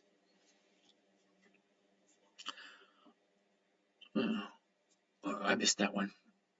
One big did function family. Like it or leave it. One big dysfunctional family. That's I'm assuming what I was trying to say. All right. Young Money. If I get you right, you mean you should go for stocks that are not already made, but you think can blow. Absolutely not. No, this is not Forex. Okay? No, I don't do Forex because I don't like sitting in front of the computer doing this stuff all day. Okay? So the other question was, if I get you right, you mean we should go for stocks that are not already mated, but you think will blow. No. Okay, I'm looking for a very, very small movement 10 days before the EX date. Now, the EX date's the last day the stock can trade before the dividend's paid out. Okay, it's 4 dates you got to know. The announcement date, the EX dividend date, the date of record, and then the payment date. The only important one is the EX date. That's the last day the stock trades before the dividend's paid. Now, once the dividend's paid out, the stock has a tendency to go down. So why would I want to take it into the dividend? I don't. I want to buy it before the dividend. Why? Because stocks have a tendency to move up going into the dividend. So knowing this, 2 weeks before the EX date, I can buy it on a Monday, sell somebody the rights to buy it from me for the exact same price I paid for it, and collect what's called a premium through what is also called a covered call. One of the safest trading strategies out there. If I buy it at 1833, I sell it to someone at 1850, I get the premium. This moment it's 20 cents. 20 cents is not a lot of money, but 20 cents per share. So if I have 100 shares, it's 20 bucks. If I have 1,000 shares, it's 200. If I have 10,000 shares, it's 2,000. If I have 100,000 shares, it's 20,000. So on and so forth. Okay, safe, predictable, consistent, 1% per week. That's all. It's really not that difficult. Family buy. Someone said buy. Yep, there you go. It's covered calls. Yes, it is. All right, so let's take a look at NLY. Okay, because I was reading the number wrong. Okay, so the 18, all right, TSLY. Yeah, that has to do with Tesla. Tesla does not pay dividends. Okay, so anything that does not pay dividends, and specifically 20 years of continuously increased dividends. My IBRX went up 21% on the FDA approval. Little celebration over here. All right, Preston. Woohoo! JP Morgan. Now, believe it or not, I do have some IBRX. Not in this account. In a different account with a different strategy. JP Morgan. JPM. All right. Let's take a look at NLY before we get interrupted. I'm in the Patreon. Only posts can you message me how to find the Discord. Maria, Tea with Maria, if you're in the Patreon, send me a message, and I respond to all the messages. TSLY is only 98% dividend yield. Do you think that is possible to keep? No. Is this for U.S. citizens only? No. It's better for non-U.S. citizens. Do you know why? Non-U.S. citizens can open up an account using what's called a resident alien account, and then you don't have to pay taxes.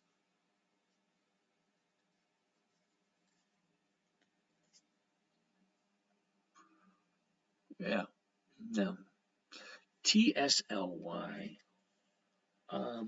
No, I don't want to waste my time with it because I've looked at TSLY many times, and the dividend, that can't be that. That can't be right.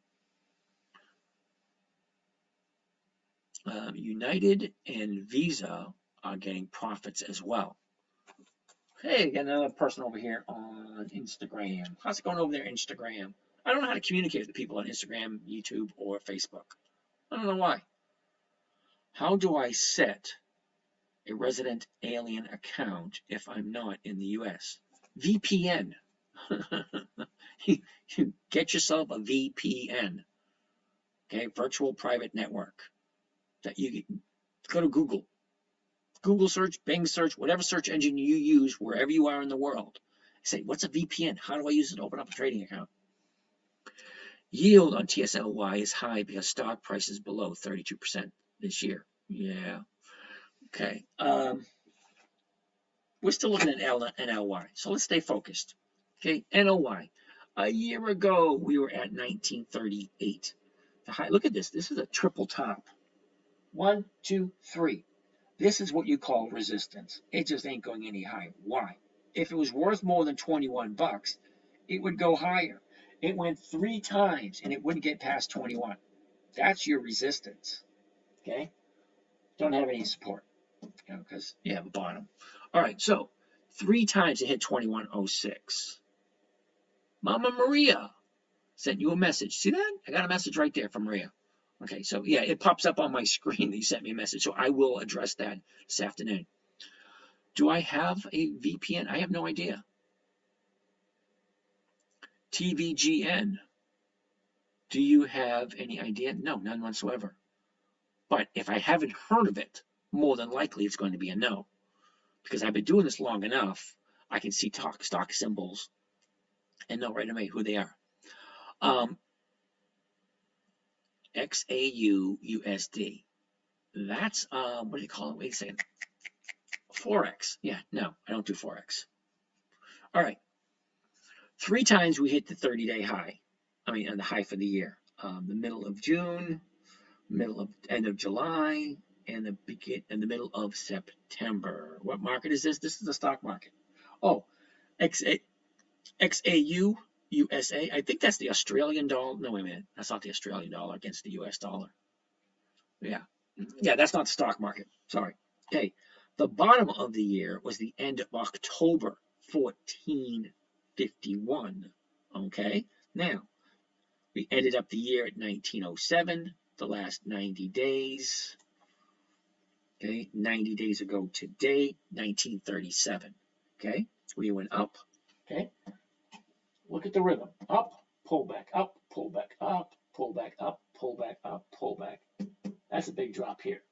And then we got 4 days to the upside. Look at how much distance we have to go. That's freaking awesome. Nice time to jump in on that one. Tea with Marie. Welcome to the cult. Woohoo! Ramos. I'm good. Hope you got your answer. LA, we got to come up with a better name. Cult. All right. I'm going to tell the wife that one. Hey, welcome to the cult. We come up with a name for it. The cult. All right. Anyway. So there you go. She goes up, pulls back, up, pull back, up, pull back, up, pull back. Nice pattern. I like seeing a pattern because that'll give me an idea. What am I going to do in the 30-day pattern? Where's it going to go? All right. So the last 90 days opened up at 1937. The high of the 90 days was 2019, and that was March 26th. Okay. The bottom was last week on the 16th, and that was 1767. Okay, so let's take a look at the last 30 days. Okay, that would be the 22nd of March. Okay, now we opened up at 2007. Account not yet. I will begin tomorrow, though. Right, George. Account not yet. I will try again tomorrow for sure. Okay, George. Just to know about TVGN, and I invested a big amount. No clue on any news. Thank you. TVGN. All right, we'll take a gander at it. TVGN. Okay, so what stock is this? NLY? Annaly Capital Management REIT. I'm just looking at it because someone said to look at it. Okay, so 30 days ago, here we are. 30-day high here, gap down, the gap filled. Gaps have a tendency to fill, and then she just drops, gaps down again. We got this gap here. That's going to fill soon. When? Don't know, but it will eventually. Okay, kept on going. Here's our 30-day bottom.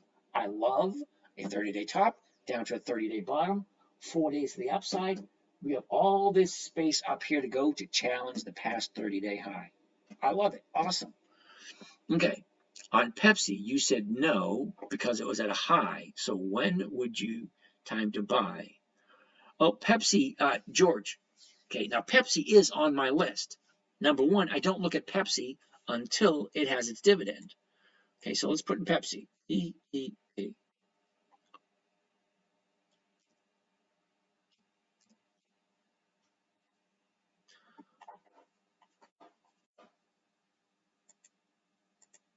Okay, Pepsi does not have it in April. Okay, May, right there. June 1st. Okay, Pepsi is going to be June 1st. Okay, so I'm not going to look at Pepsi for a couple more weeks, at least 6 more weeks. NLY had a reverse split. Okay, RNDR. Anthony, you got to hold on that one. RDNR.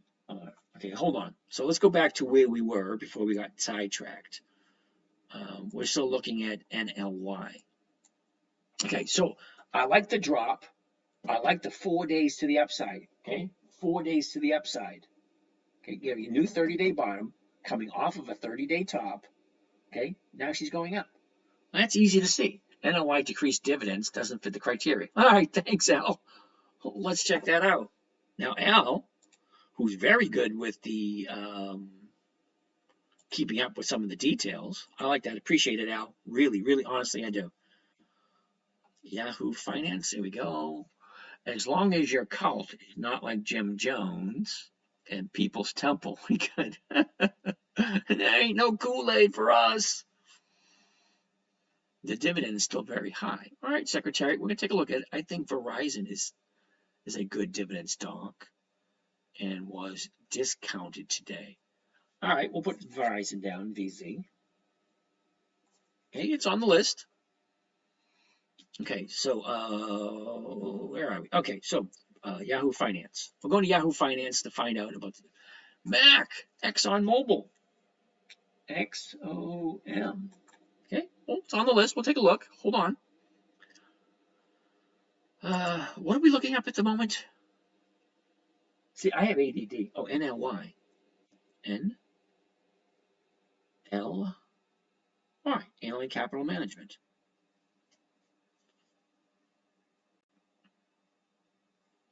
Historical data.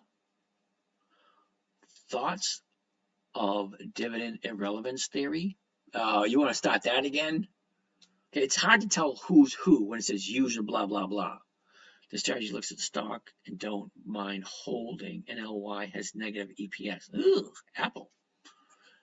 Yay! Any Kool-Aid you're selling? I'm not buying. I like cider myself. I'm a cider man. I actually made my own cider a bunch of times. Okay, we're looking at ANL. We're looking at NLY. Okay, dividends only. 65 cents at the moment. 65, 88, 100, 89, 21.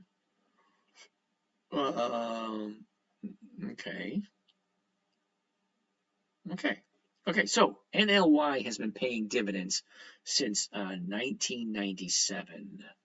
Yay! Okay, great job. You've done 90 minutes. Okay, don't worry about it. Okay, 1998 was $1.28. Then it went to 122, 132, 140, 121, 120, 160, 180, 240, 272, 188, kind of all over the place.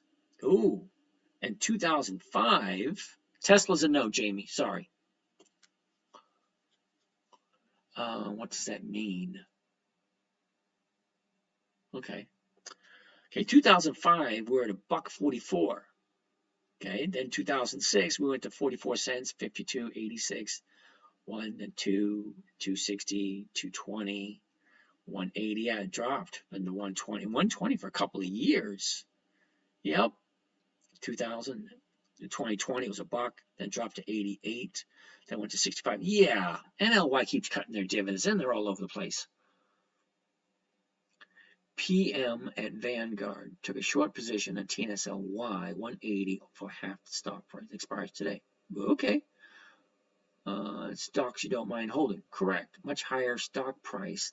Okay, whatever. Okay, so whoever said NLY, all right, take a look at the dividend history. Okay, they keep decreasing the dividend. Okay, it's right there, right here. Okay, here's the dates. Here's the dividends. They keep decreasing the dividend, so this is going to be a no. Whirlpool, WHR. Ooh, WHR. Okay. BARK, BRKB, BRKB. You know, sometimes when I look at the stocks you guys put up, I feel bad for a lot of you guys because you're into a lot of crap. I don't know who sells you this stuff. Okay. So NLY is going to be a no. Sorry. NLY is a no. JP Morgan. Okay, let's go back to here. Hey, Simone, you're back. Now, Simone has been here for a while. Haven't seen in a couple of days, but I remember the name. Jamie Jones. Then how do I find good stocks? Oh, that's one of the easiest questions there are. Are you ready? You got a pen? Pen and paper? You ready? Ready? This is going to be good. This is going to be good. This is going to be quick. Go to Google. List of dividend kings. 54 stocks that have increased their dividends for 5 decades or more. 54 of them. Okay? Then dividend aristocrats. I think it's 57 or 64, I think, somewhere in there. Okay, that increased their dividends for 25 years or more. My apologies, I'm new here, day 1. Thanks for teaching us. Hey, George, not a problem. Okay, BRK doesn't have dividends, so BRK, no dividends, that's a no. Okay, list number 3, the dividend champions, or the dividend challengers, I think it is. 150 stocks that have increased their dividends for 25 years or more. Then we go to the dividend contenders. 300 companies that have increased their dividends for 10 years to 24 years consistently. Okay, I just gave you a list of over 500 stocks that have increased their dividends between 10 years and 50 years consecutively every single year. Okay, that's not like every once in a while, every single year. Santander, I looked at it once. I actually bank at Santander, and that's going to be a no. Cross-reference increased dividend stocks against the weekly options. Yeah, you go to the CBOE, Chicago Board of Options Exchange, and they will give you intersection between those. What about CCJ? Never even heard of CCJ. Amoco Corporation? Really? Okay.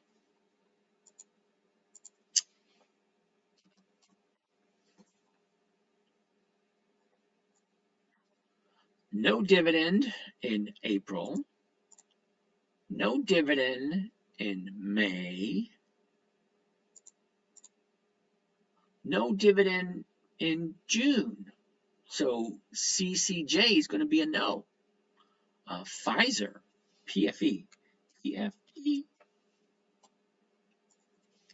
PFE. Not in June. May. Ooh, May 11th. Ooh, wait a minute. That's up for consideration this week. Pfizer. Nice. Nice call. YEP, Y-E-P. Well, never heard of them. Okay, so Pfizer has a 41-cent dividend. Let's take a look at it. PFE. First thing I want to look at, 26.29 to 26.50s. Nope. No to Pfizer. Why? Why, you ask? If I'm paying 26.29, the closest one is going to be the 26.50. It's at 19 cents. It's not 1%. Sorry. I get it. Only dividend stocks. Well, there you go. PBR. Petroleo, blah, blah, blah, blah. 17. No. PBR is a no. 17 bucks. The 17s go for 15 cents. That's less than 1%. MO, Altria. We're on a roll now. Check this out. 42.57. 42.50. Ooh. Okay. 42.60. 42.50 is going for 61. If we take off the 10 cents that we're losing, We're collecting 51 cents. 51 cents is over 1%. That is a yes. Let's take a look at the numbers. Woohoo! Got something. XOM. We're going to look at that in a little bit. Okay, right now we are looking at 1%. Please explain why. Wow, that's a good question. Why would I want to collect 1% per week? Does it have anything to do with 1% a week equals over 50% per year? Could that be it? I don't know. 1% per week equals over 50% per year. Safe, predictable, consistent. Okay.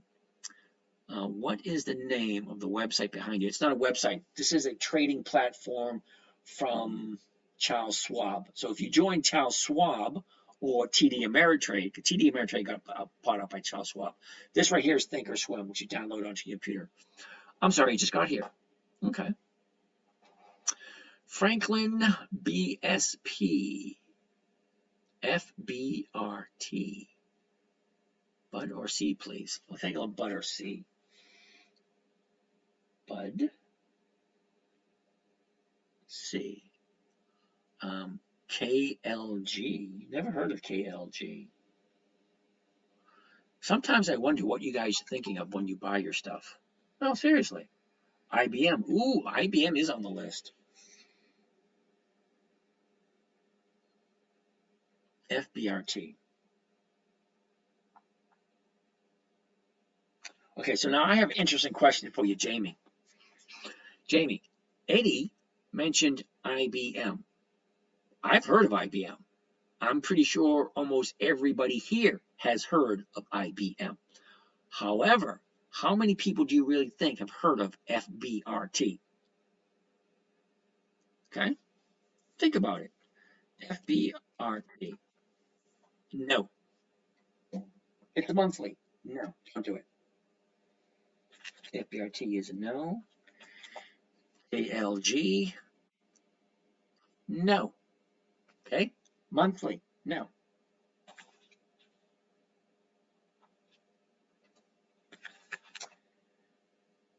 BVD. Nope. The BVD.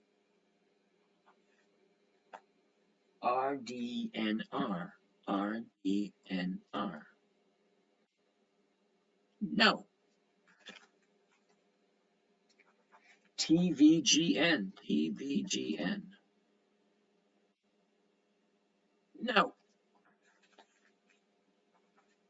You know, I feel bad. I really do. Because some of you people have been lied to, say, hey, buy this, it's going to be great. Hey, buy this, it's going to be great. And I look at it and I think, what the hell have you people been telling you?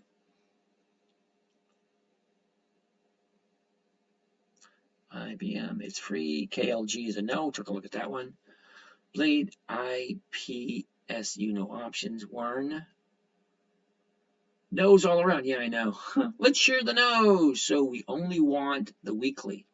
Okay. Alterel. What I'm looking for. Okay, this strategy was created for my 9-year-old daughter when she was 9. Crypto Buddy, how you doing? Can we bump IBM to the front of the list? Yeah, Reg, we'll take a look at that next.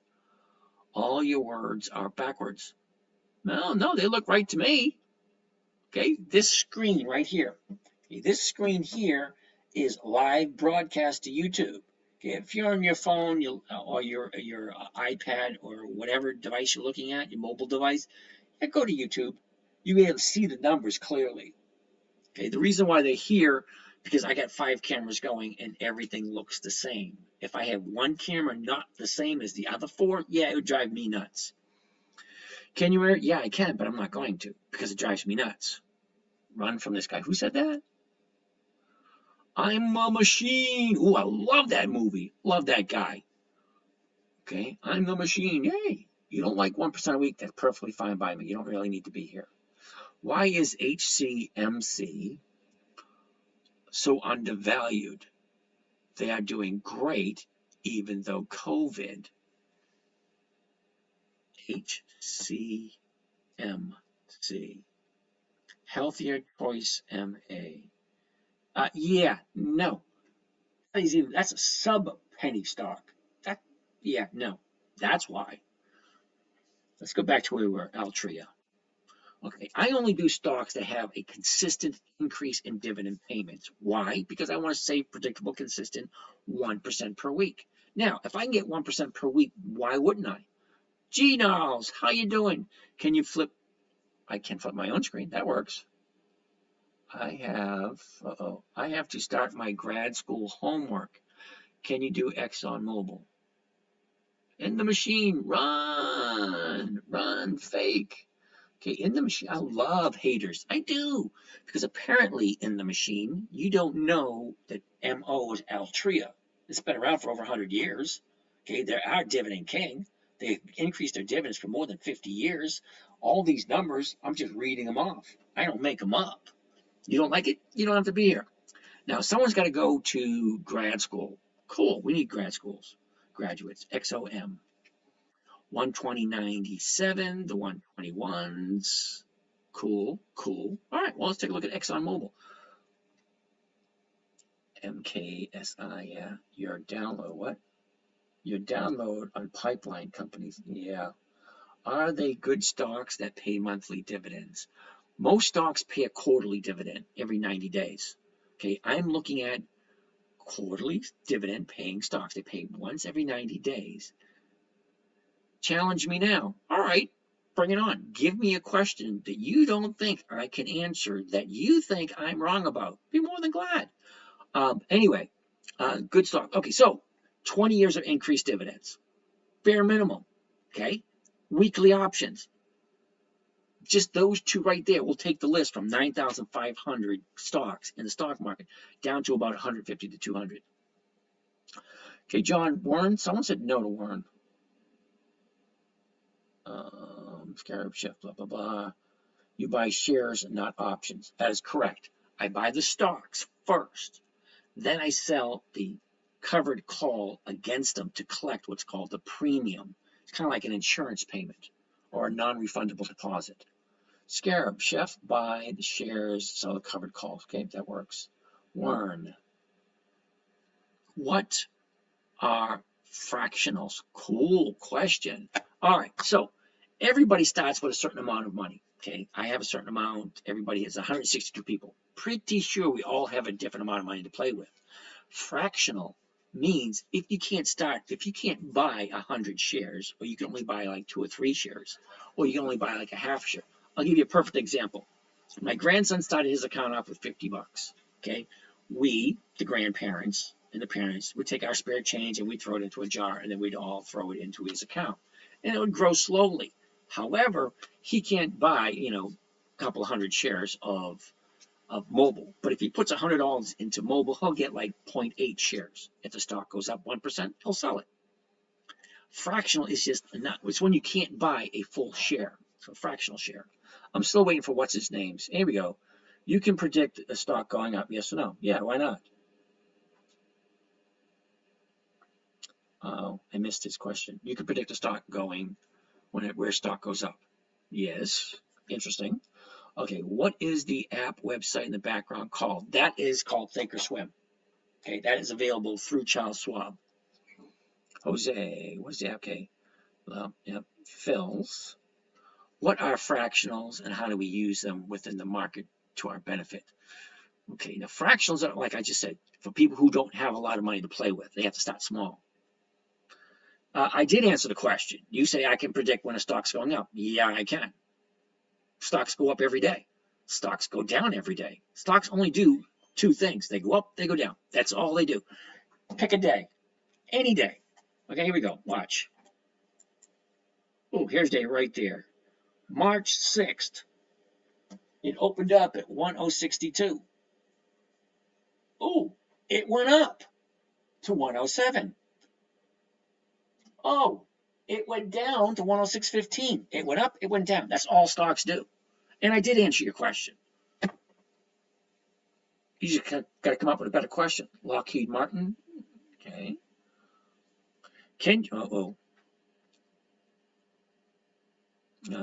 Where did it go?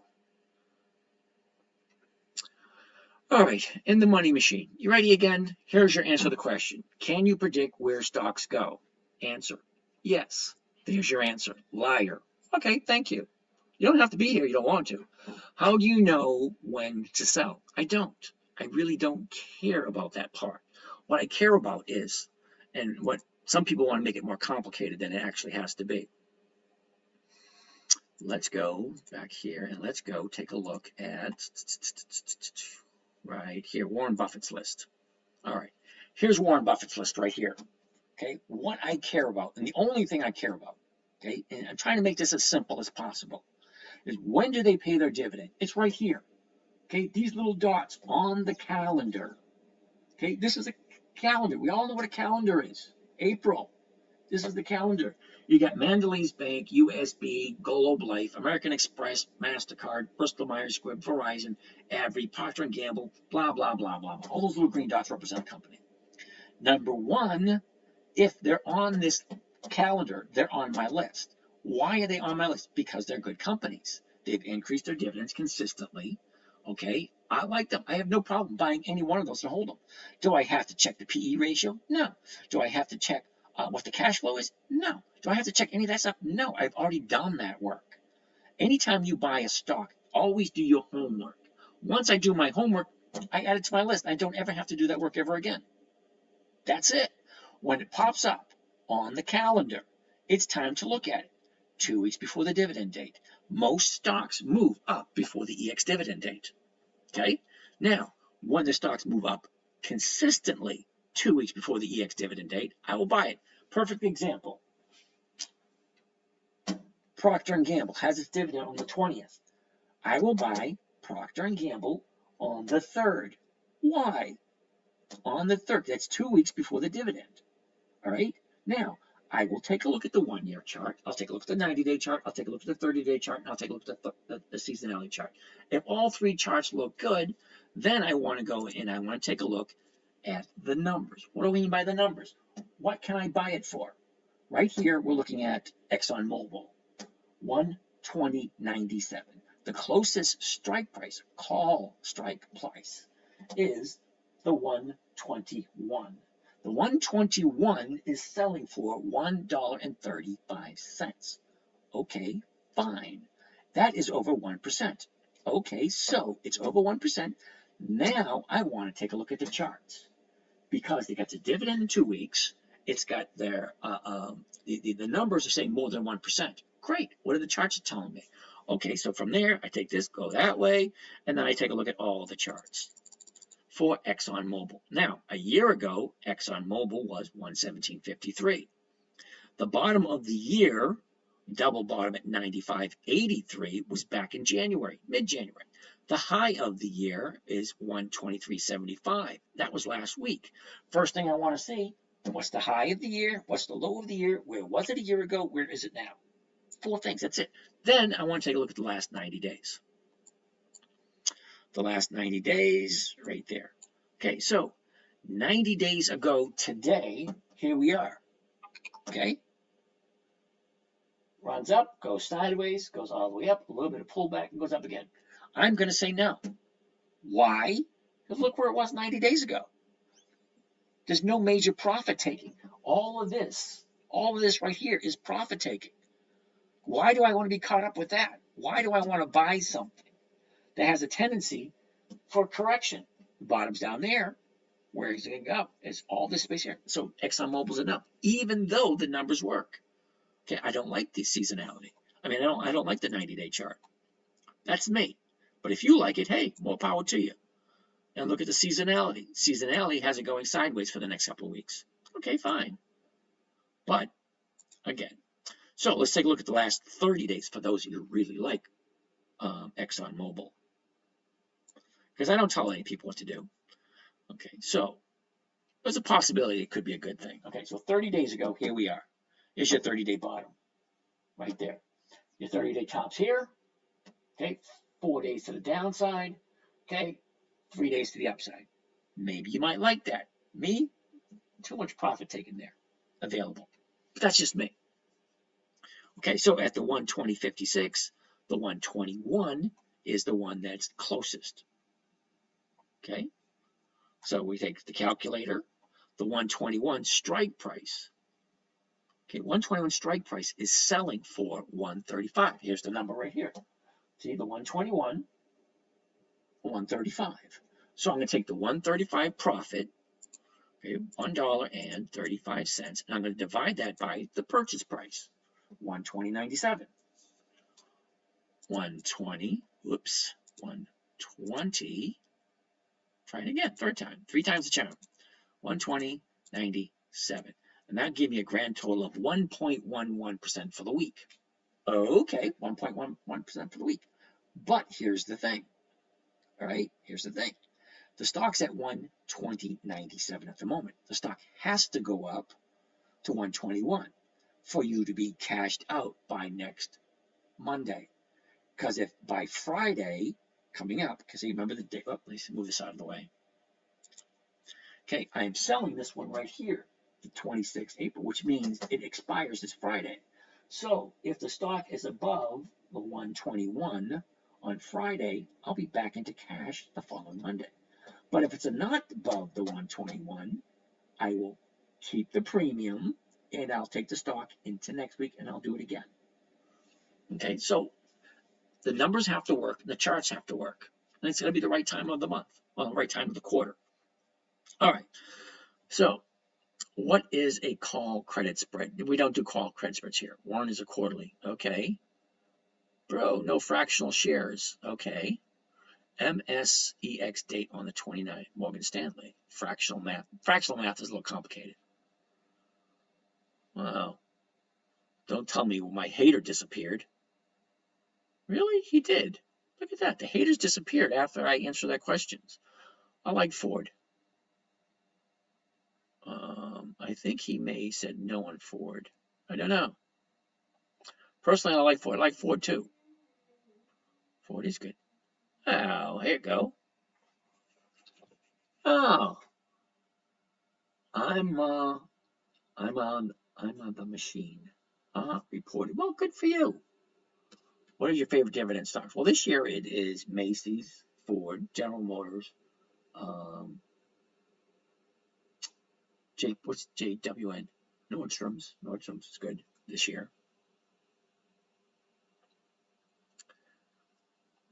Dina Leiden, do you have a custom search for Twitter? Yes, I do. James, I'll be happy to be the moderator. That'd be awesome. I got to figure out how the little moderator works. I don't even no idea. I haven't seen Maggie tonight or Jennifer. All right, where do I go? Thanks for the masterclass on XOM. That was more real trading training than anyone does anywhere else. Well, Mac, that's what we're here for. I use a spreadsheet to track everything. Do you really? I write things down on paper. I get books and books of paper. I just write stuff down. If it doesn't sell, but the price goes down, how do you deal with losing capital when price drops? Ooh, Sam, good question. Sam, all right. I'm going to revert you back to the 5 rules. Rule number 1, never buy something you don't want to hold long term. It means if you don't like ExxonMobil, even if you buy it at 124 and she drops down to 115, 113, 112, then don't buy it.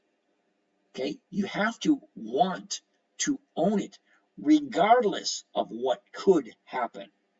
Woulda, coulda, shoulda. It might go down, it might not go down. We don't know. This is why I like to look at patterns. Okay, I like to look at patterns because you can't. Let's move this over a little bit. Okay, you can't deny the patterns. Here's where it was a year ago. Okay, there was some profit taking, went sideways a little bit. What I mean by sideways, it goes up, pulls back, up, pull back, up, pull back, up, pull back, up, pull back, up, pull back, up, pull back, up, pull back, up, pull back. Because all it does, it goes up. People take profits. It goes up, people take profits. That's all it does. And it goes down to here, to the high of the year, okay? So it goes here, down to the low, the bottom of the year, then it shoots on up. But look at here, this movement right here. I'm going to zoom into that a little bit better, okay? 90 days ago was the 90-day bottom, the 22nd of January. She goes up 1, 2, 3, 4, 5, 6 days in a row. 4 days of profit taken. Up, down, up, down, up, down, up, down, and then look at this. All the way up with no major pullbacks, no profit taking. So it means whoever bought here, here, here, here, here, here, okay, they're thinking to themselves, I have made all this money. There's no major profit taking in this area, okay? And look at here, 1, 2, 3, 4, 5, 6 down days in a row. But look at the volume. The volume hasn't made up for all of this upturn. Okay, all of this does not equate into these 6 down days. The numbers just don't work. So something is getting ready to happen here in ExxonMobil. You just don't know.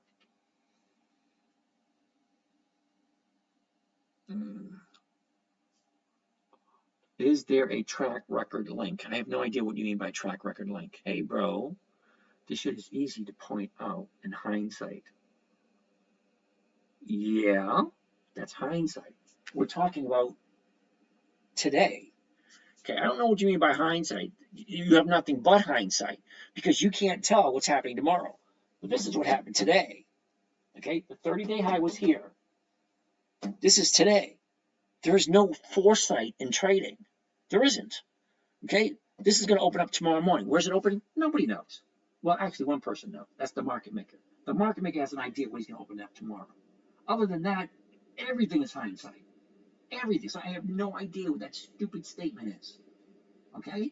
So the idea is you have a high here, it pulls back, it's up 4 days. Do I like that or do I not like that? That's the question you got to ask yourself. Do I like ExxonMobil? That's the question. Never buy something you don't want to hold long term. And is there a track record link? Well, that's another dumb question. Let's go right here. Here you go, right here. Account number 1. Starting in January of the year, beginning of the year, 117. Margin account, 100 cash, 100,000 margin. All the trades, okay?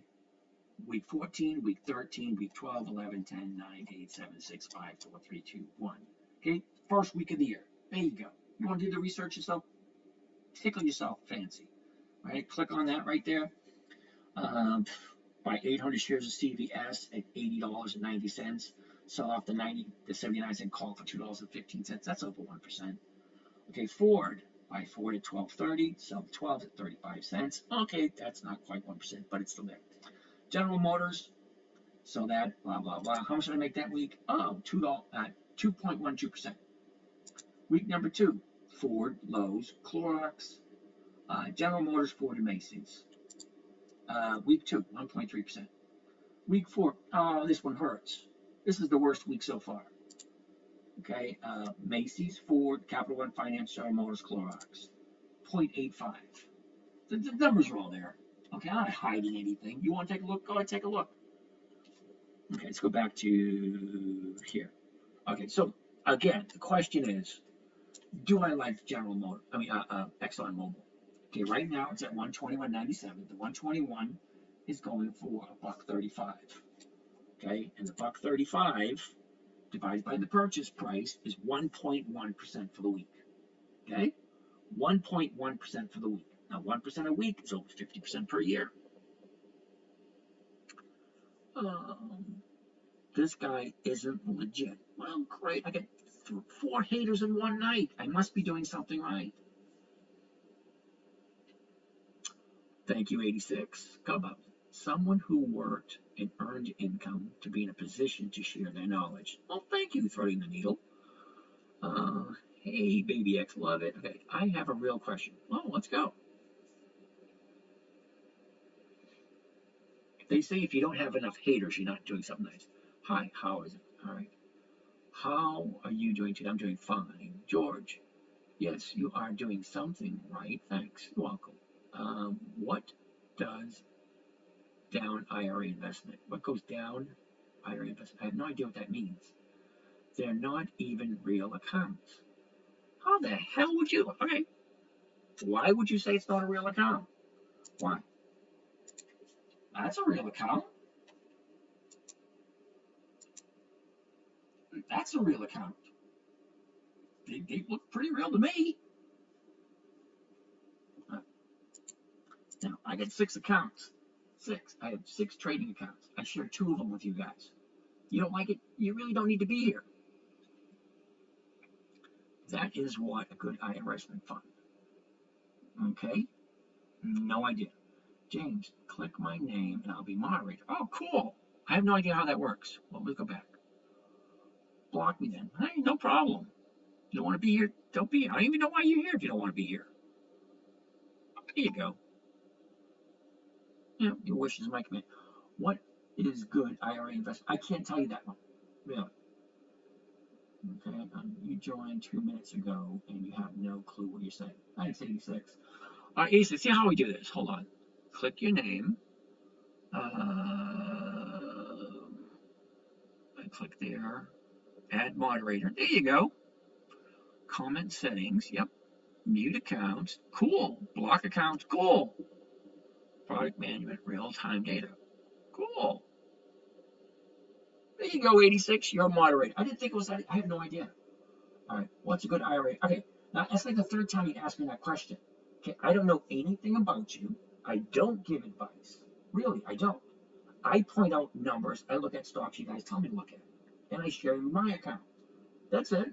Just open a Roth IRA today looking for what I should invest in. Well, my advice to you is do some research. Thanks. Thank you. Man, the haters. Be my guest. Now, see, I know who's been here for a long time. Any of you guys here have been here for a long time. You want to be moderators? No problem whatsoever. IBM. Reggie, let's take a look at IBM. Because we looked at IBM this morning and we wrote it down. IBM, here we go. All right. AMC, Riot, Mara. Okay. All right. So let's take a look at IBM. Right now it's at 181.90. So what is the 182s looking for? Ooh, 495. Nice. How about AT&T? Sorry, dude. We already looked at AT&T.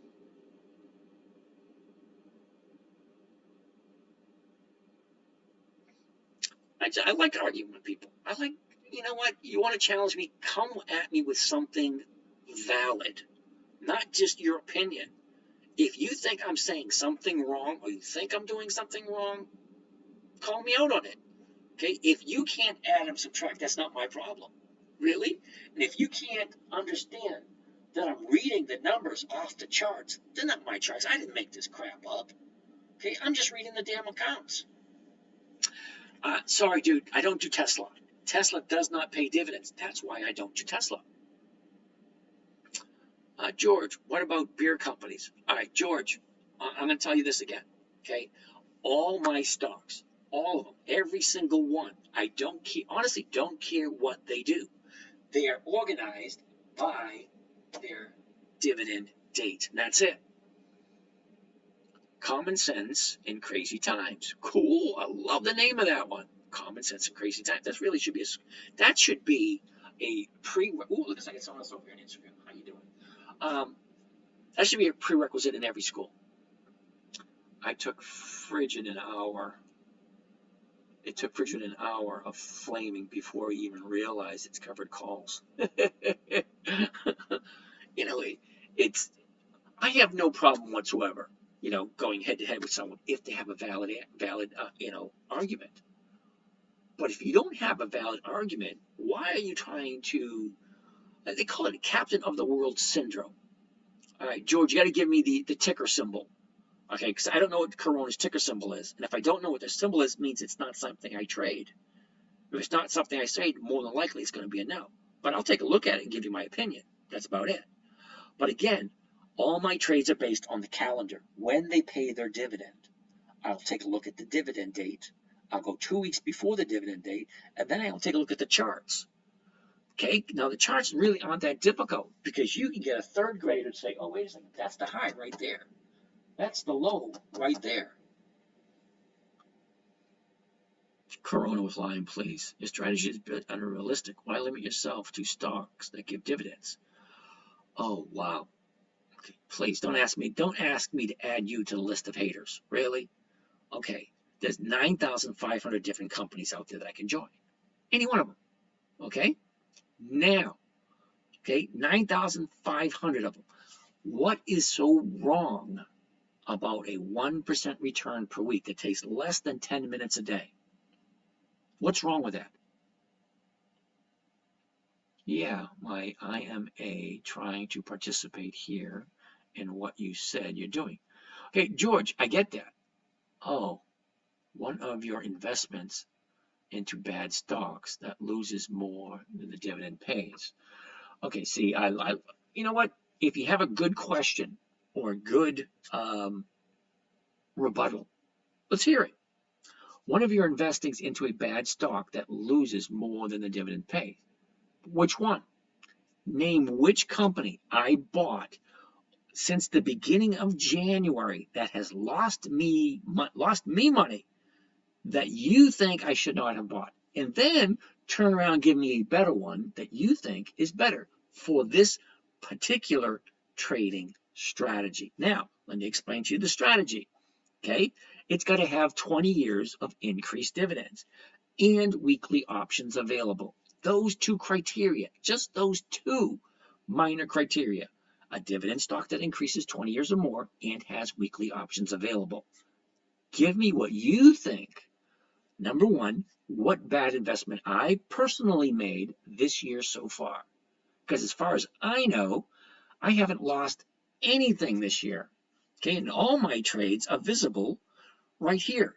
Every single trade I made so far this year is here. All right. Then you really want to get into the really good stuff. Then you can go right here to my podcast. Every single trade I have made in the past 4 years are right here. Go through each and every one. You will find 3 places where I lost money. Target, PPG, and Kimberly-Clark. 3 in the last 4 years. They're all right here. Be my guest. If you have one stock that I have bought that is a loser, let me know. Because as I can see, where was it? As I can see, every single week I have made, well, no, I didn't. Sorry.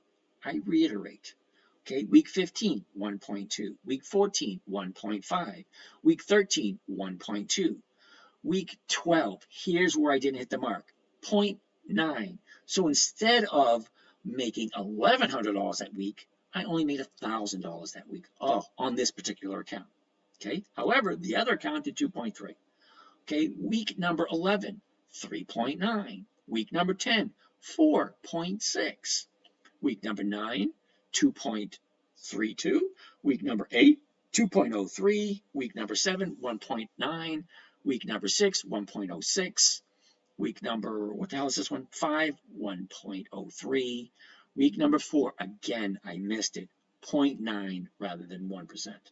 Okay, week number 3, 0.85. So instead of $1,100 bucks, I only made 1,000 or less than 1,000. Boo-boo for me. But I didn't lose any money. Every single one of these weeks, I did not lose a single penny. Not one. Okay, so please, whoever you are, don't want to put your real name up there, fine. Tell me which stock did I trade this year where I lost, and then tell me which stock I should have bought. 86, where is he? Yeah, whoops.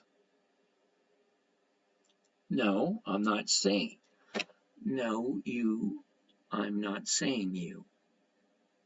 That's kind of the way I'm reading it.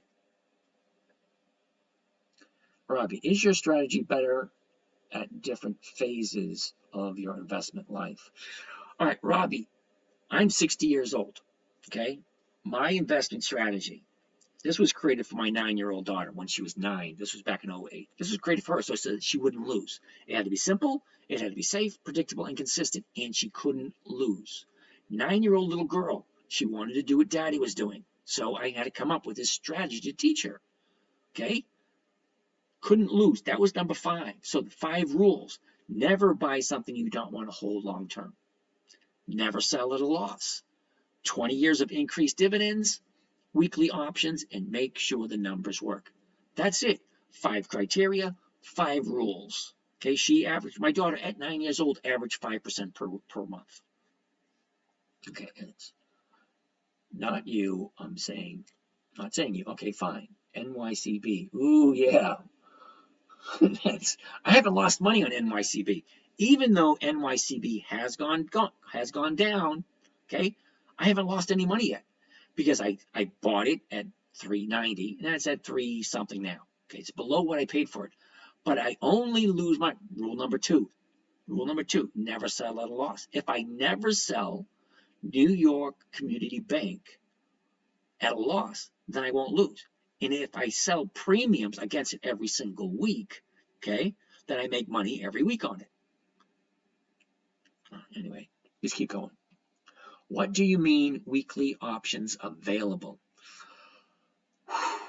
Wow. Okay, so here's the thing. Options. An option is it's your right to do. All right, so if you buy a stock, you own the stock. You can do anything you want with the stock.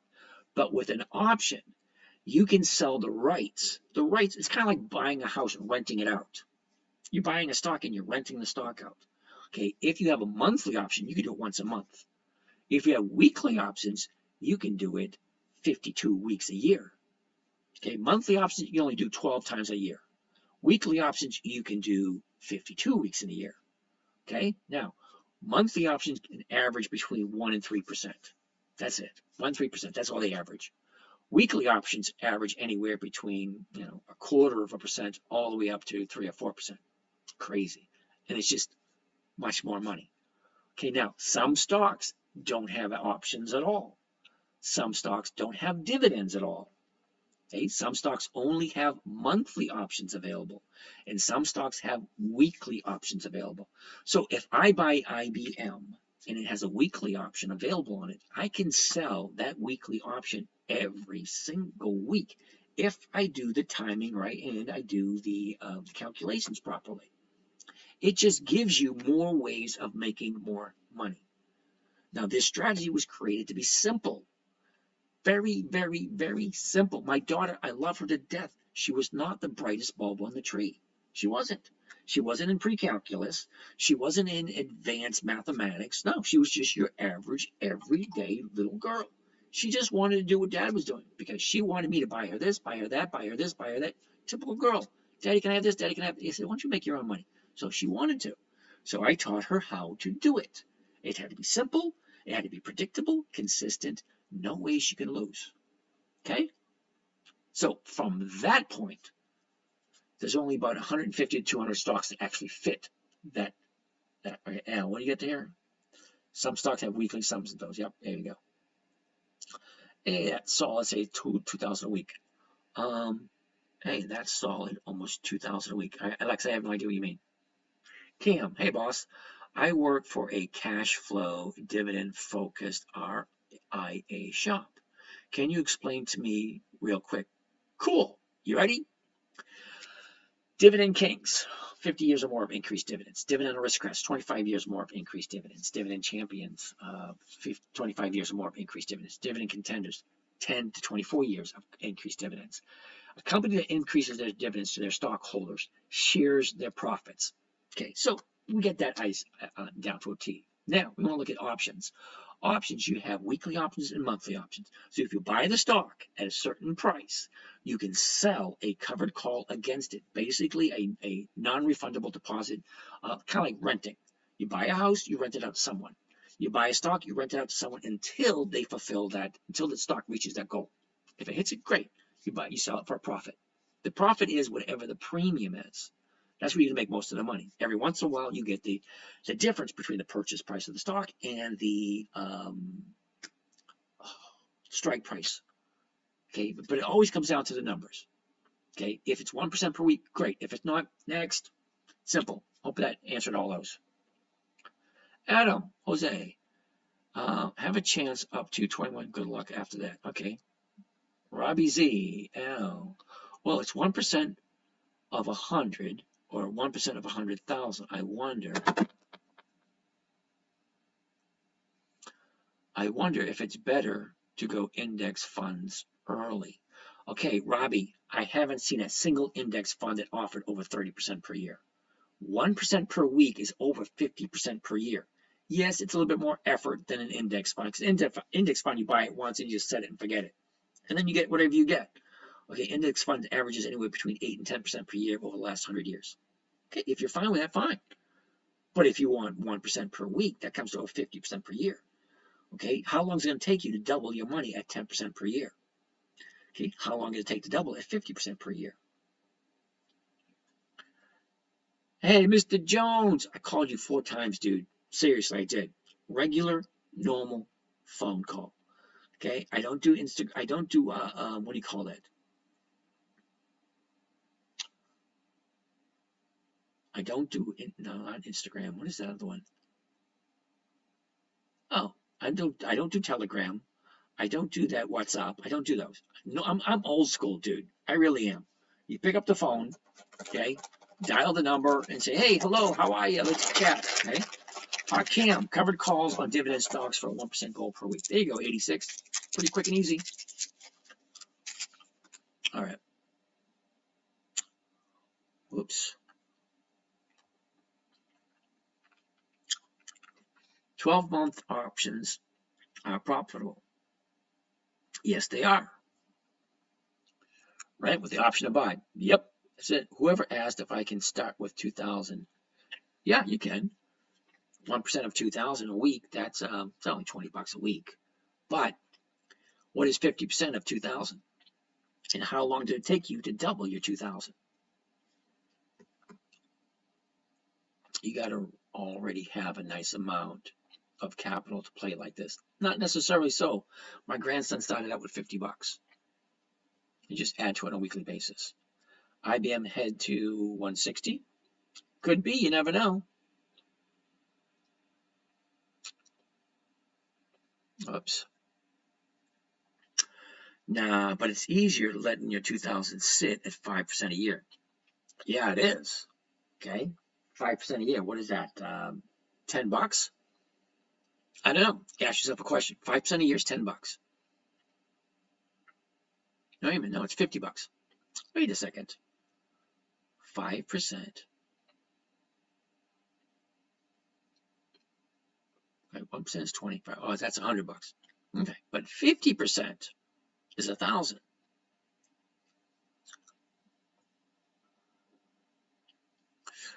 I mean, I guess on a no-fee platform, you can do that, but it's still a small total. That is true. But here's the thing.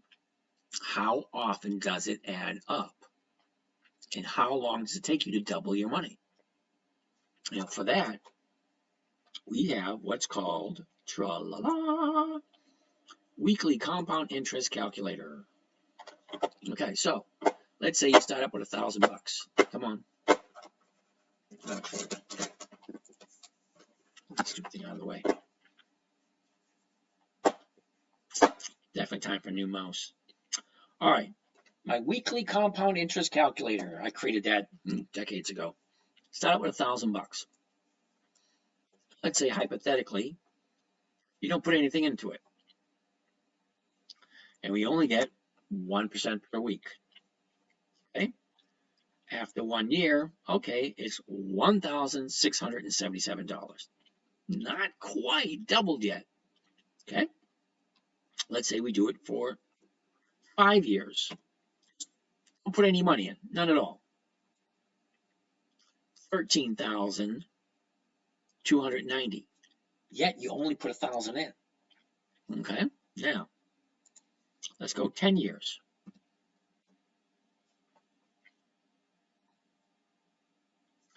$176,000. You're starting out with 1,000, not putting a penny in. You're getting 1% per week. After 10 years, that 1,000 has come to 176,000.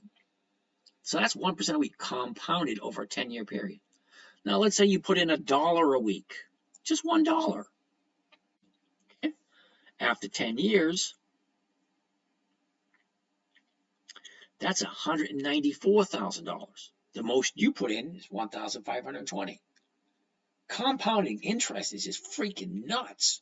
The sooner you do it, the sooner you can commit to a certain amount on a weekly basis consistently and get 1% a week, the numbers are just outrageous. Dennis, Telegram. Yeah, I don't do Telegram.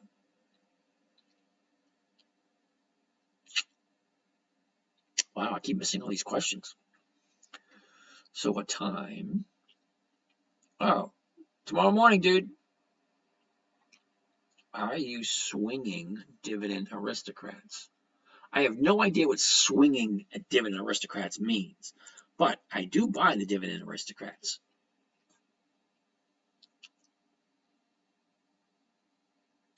Would you be willing to give me a call on exactly what you do? Yeah, DM me your phone number. We'll have a chat. Even though I don't understand what you're not grasping here. Okay?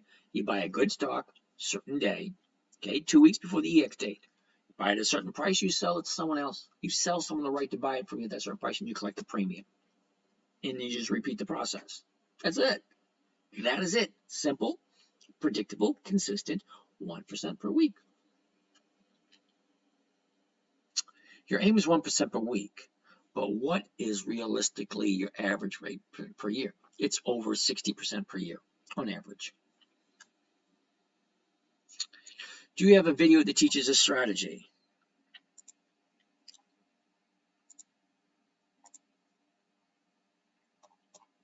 Right there, and right there, and oh, wait a second, what else we got? Oh, check this out, YouTube channel.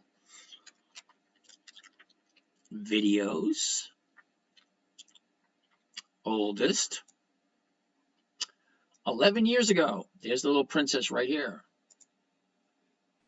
Hi, I'm Tracy, and me as you being part of my internet website club thingy, which my dad doesn't like me calling it that, but 1 day is in the month of March. What does that mean? That means every single day you can buy a different stock. Every single day there is a different company paying out dividends. Yay! Yeah, I know, I was ridiculous back then, but I had to keep a 9-year-old entertained. So, bunch of videos. I've been doing this for decades. It's really not that difficult. All right, let's go with more of these questions. 100. I have no idea what that means. I'm kind of behind on some of these. Paul, yes, you do need capital investment to make this an income replacement strategy. Okay, I never said anything about an income replacement strategy. This is what I do with my retirement. I'm retired. I live off of what I make. Okay? No thanks, you'll just buy and hold. Hey, no problem with that, Josh. Okay, even though I've never met anyone buy and hold that makes over 50% per year. But that's okay. Rule of 72, yep, you're absolutely right. Josh, Journey, same. I wonder if we will hear about life insurance cash value next. Oh, don't get me started on that. That's freaking awesome. Can you imagine that? Drop 100 grand into a cash value life insurance policy. That gets 10% on the side while you take that money back out and you get 50% per year. You add the two together, that's over 60% per year. Now let's talk about a VUL. A VUL is variable universal life insurance. That way you can take that and put it to another. So I'm actually working on creating a hedge fund, which is an IDF, insurance dedicated fund. From there, you can take your life insurance policy, put it into a VUL, and you get over 50% here, and then you borrow that money back and you get another 50% here. That's over 100% per year. That's freaking awesome, but probably way over your head. No, I write covered calls. I would need 100 shares to the underlying. Correct. High risk if you're not diversified. You're absolutely right. If you don't know what you're doing, don't do it. Goes back to rule number 1. Never buy a stock you don't want to own long term. I'm going to agree with you, Josh. Okay? Is the book download the way to get started learning about this? The easiest way to get started, Mike, just sit, relax, and watch. See if it makes sense. Does it make sense? Do you like IBM? Is it a good time to buy IBM? Does IBM have a decent dividend? Now, if that being said, good, great. Now, go look at the fundamentals for IBM. Because if you buy it, you might have owned it for a long period of time. But then ask yourself the question, do I mind owning it for a long period of time? So what if you bought it at 200 and now it's at 180? Are you going to panic and sell it at a loss? Rule 1, never buy something you don't want to own long term. Never sell at a loss. Okay? 20 years of increased dividends and weekly options. That's my requirement. This is mine. I'm not telling anyone to do this. I tell you all, do your own research. Does it make sense? Paul, uh-oh.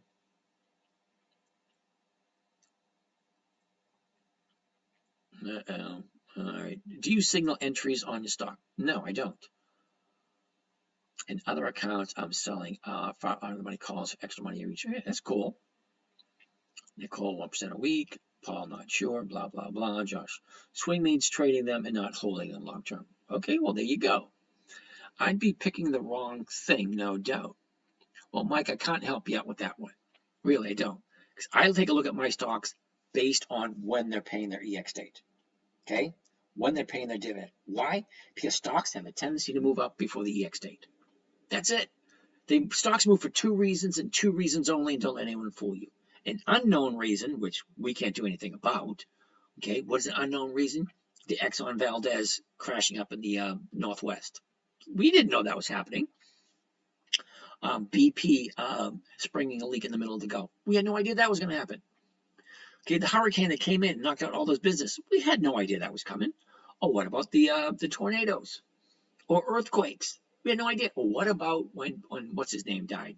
Steve Jobs died. We had no idea he was going to die. Certain things you cannot plan for. That is an unknown event.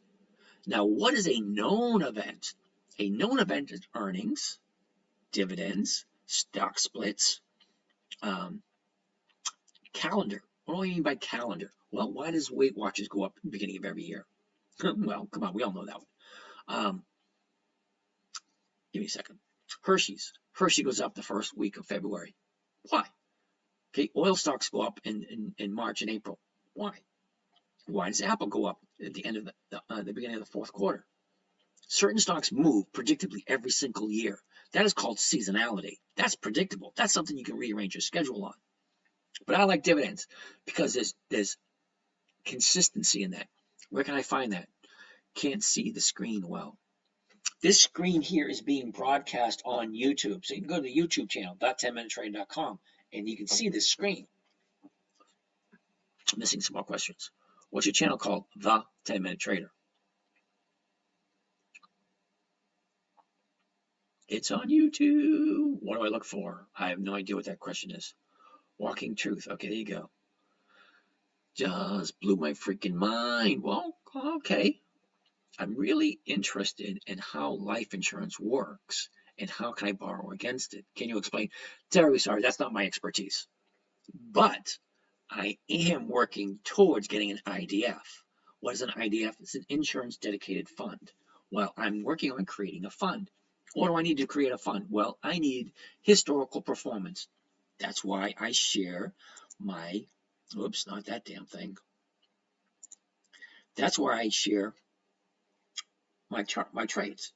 Okay, so eventually I'm going to open up what's called an incubator fund. An incubator fund is a fund that you start before you do a hedge fund or a mutual fund. Okay, so I have to have a proven principle first before I can take the step to an incubator fund. And then once the incubator fund is proven between 3 to 6 months and the numbers are proven, kind of like right here, but they want it into a what do you call it, a prime account. Now, a prime account is a little bit different than this account here. Okay, this account just shows people. Okay, so I'm going to move from here, which is Thinkorswim, to a prime account. Now, a prime account will allow for third-party adjusters and third-party, what do you call those things? People, actuators and inspectors to take a look at all the numbers to make sure everything's on the up and up. Once I get that approved, then I can get either a hedge fund or an ETF or a mutual fund. At that point, I can start taking money from insurance companies. Now, when you drop 100 grand, 200 grand, 300 grand into an insurance company fund, okay, that fund gains whatever that fund gains. And if I can get 20 to 50% per year, okay, in an IDF, insurance dedicated fund, okay, I can borrow that money back. You can borrow up to 90%. So if I drop 100, I can take back 87. That's 90%. Okay, take the 87, I get 50% on that. So I'm gaining 50% here, which is taxed depending on how you have your account set up. Okay, it's either taxed at the regular rate, if you hold it personally, or if you hold it in a corporate account, it's held at a corporate rate, or if you hold it into pension fund, it's taxed at a different rate. But the insurance fund is tax free. And as that is increasing 30 to 50% per year, and this account over here is getting 50% a year, you're getting close to 100% a year increase on your investment. Now you have this account going over here, this account growing over here. It's freaking nuts, numbers. However, I can't really speak on that because I'm still at the point where I'm trying to prove to the public the strategy and how it works. That's one of the other reasons why I'm doing this. But I'm not a professional, so I really couldn't tell you. But I hope that explains it. Thanks, Al, blah, blah, blah, blah, blah, blah. Josh's journey covered call at 1% a week, Al, blah, blah, blah. Hey, Mama Mia. This is like foreign language to me. Where do I go to learn all about this? All right, Mama. Now, I know you may think you don't understand, but you kind of do. All right, let me explain. What do I mean by that? Well, you've heard of Colgate Palmolive. They make toothpaste, toothbrushes. How else do they make? Dish soap, stuff like that. You've heard of Clorox, okay? You've heard of Home Depot. You've heard of Lowe's. You've heard of American Express. You've heard of Visa. You've heard of Macy's. You've heard of Nordstrom's, and so on and so forth. Those are the only companies we're looking at. Why would you buy something that you have no idea what it is or what it does? Stick to the basics. American Express, MasterCard, Visa, Verizon, Abbott Labs, Procter & Gamble, Wells Fargo, Siri, USB Bank. What else are we looking at? Hold on. Let me get to another one.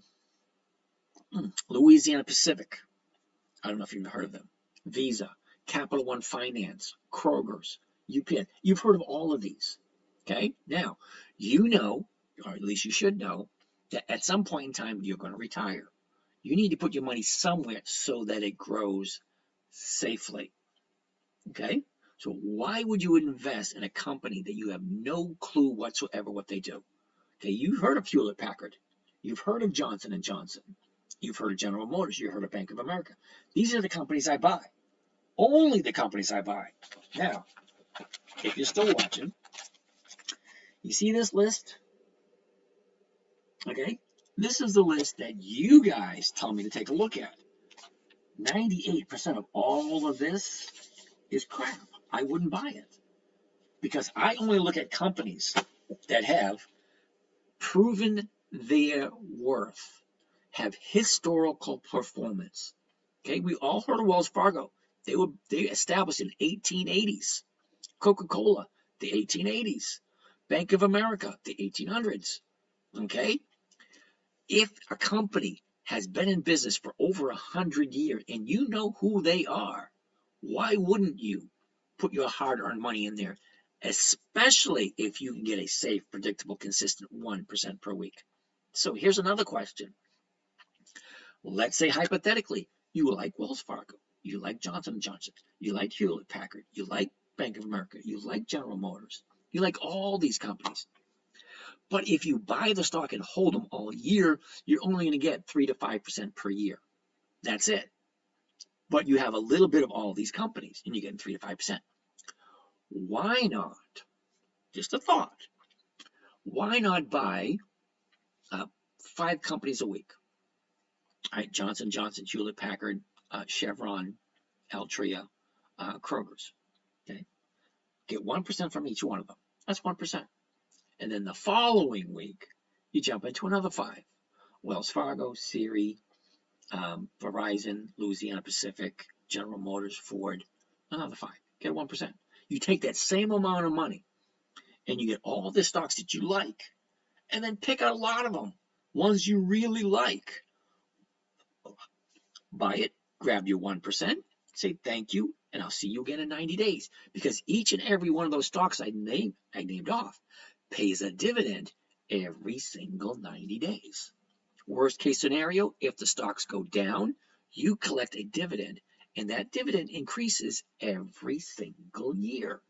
Those are the only companies I look at. Cash value builds up and you can borrow against it. It's normally not more than 10,000. That's where I'm going to disagree with you. Okay, so the cash value builds up. Now, there's what's called is front loading your account. Now, you have to be aware of the MEC, which is modified equity, something, I forget what it. Now, you can drop in 100,000, you can drop in 300,000, and you can borrow 90% of that back within 30 days. Okay, so you really have to ask someone who understands how the thing works. Okay, my goal is to take a nice big fat chunk after I get the IDF, because I can't change from an IUL to a VUL. So why would I want to park my money at 10% per year when I can park it at 30 to 50% per year? That's the struggle I'm having at the moment. I have to do the footwork, which is going to take about 2 years. 2 years of doing this crap in order to prove that my theories are correct. Now, I've been doing it for over 10 years. However, I have not been doing it over 10 years in a prime account. They want to check out the T's, the cross, and the I's, the dotted, the punctuation's proper, all that crap. Okay, so that's where I am. That's my goal, and I'm just taking you guys along for the ride. Why not share the wealth? Okay, I have an ulterior motive. I am working towards an IDF, an insurance dedicated fund, so that I have a lot of friends that do sell life insurance. So if you had a life insurance, everybody should have one. However, if you had one that increased 40 to 50% every single year, and you can borrow against that, and that money is tax-free. Borrowed money is tax-free. You don't have to pay taxes on it. Okay? You take that money and you make a nice big fat chunk. You make 50% a year on it. Great. You take a big fat chunk of that and you put it back into your fund. That fund continues to grow. And if you have your account set up properly, every time you put money into that fund, that's a tax write-off on a business expense. It's crazy how they want you to create this kind of stuff. It's a cool web, right? If you ever neglect payments, it starts taking payments from the cash account that builds up. Yeah, so the policy won't lapse. Yeah, you're absolutely correct. Okay, but it's a strategy. Okay, it is a investment strategy. It's a long-term investment strategy. Now I'm starting this thinking I have to go 2 to 3 years before I can get an IDF. Okay, fine, no problem. Yeah, to sell contracts, you have to have 100 shares. Okay, so you buy 100 shares of IBM, you can sell 1 contract. Okay, if you can't do that, don't do it. Try a different strategy, which is just collecting the dividend, because the dividend is going to be paid out anyway, and the stocks go up before the dividend date. Hi, honey, you going to bed? All righty, I think it's that time. I think I'd like to just pay someone like you to do it for me. Believe it or not, I do invest for people. I do. However, understand this correctly. I do not take money from people online, which means you would have to fly here to meet with me before I do anything like that. Okay, that's very personal. I don't take money from people. So if you ever get an email or something like that, and I got a really cool deal for you, yeah, it ain't me. Okay, you really want to talk to me, send me a DM with your phone number. I will give you a call. Plain and simple. All right. So we didn't go over hardly anything today, did we? People just asking question after question after question after question. We did that. Hey, let's do some C. C is Citibank.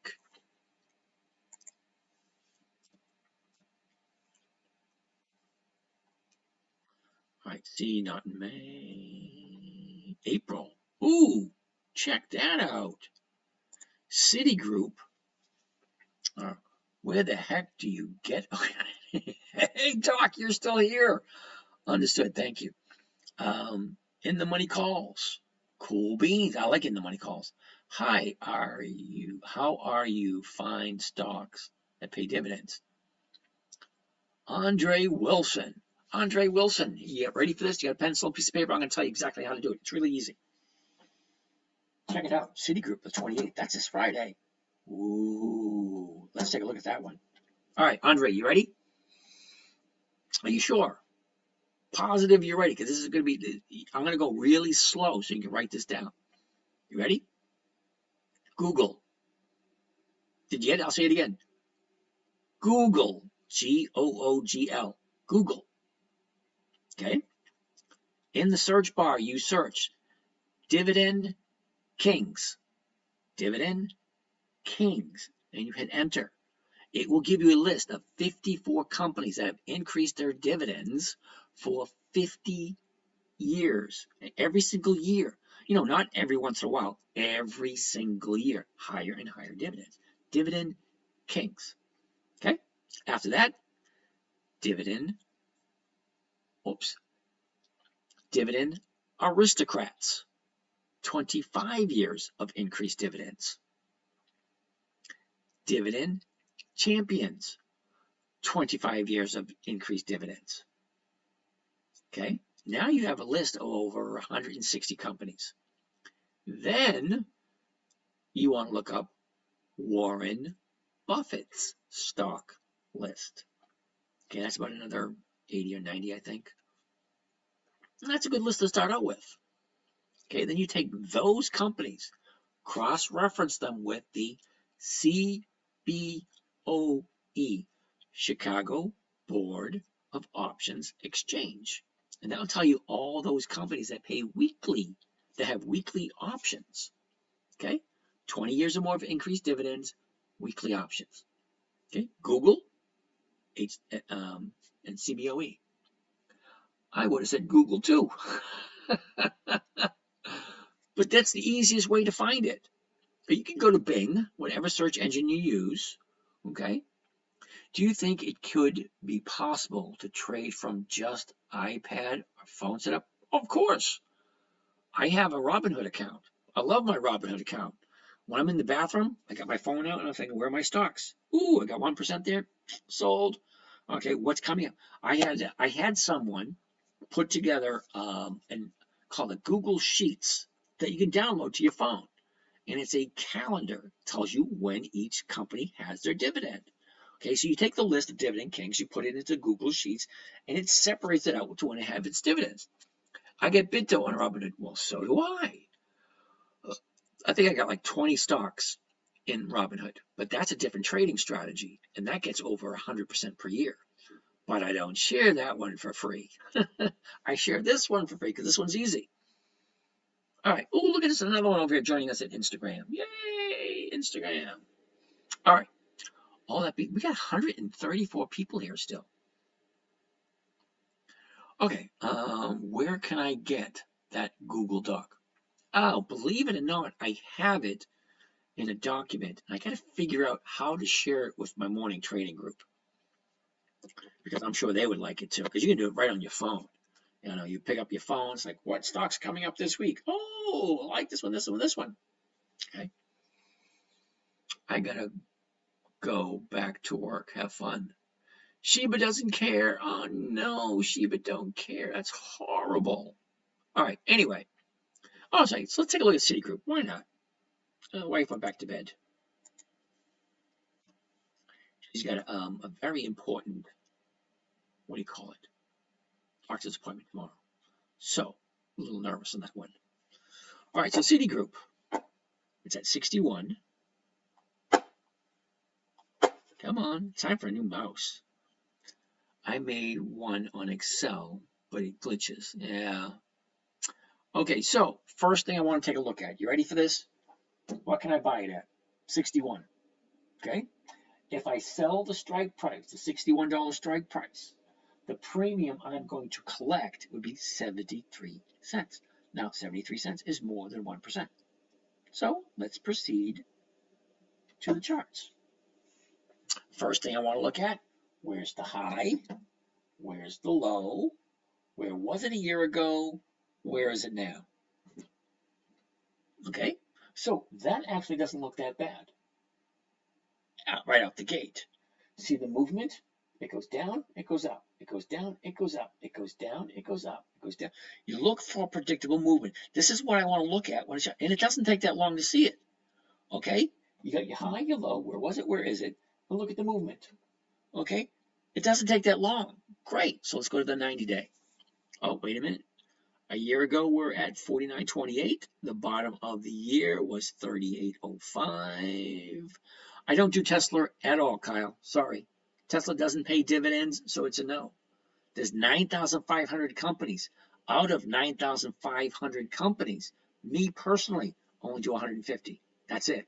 I won't look at anything else. If I look at it for you guys and tell you no, I have no problem saying no to you guys because I don't know any of you, really. Think about it. Tesla? Yep, no.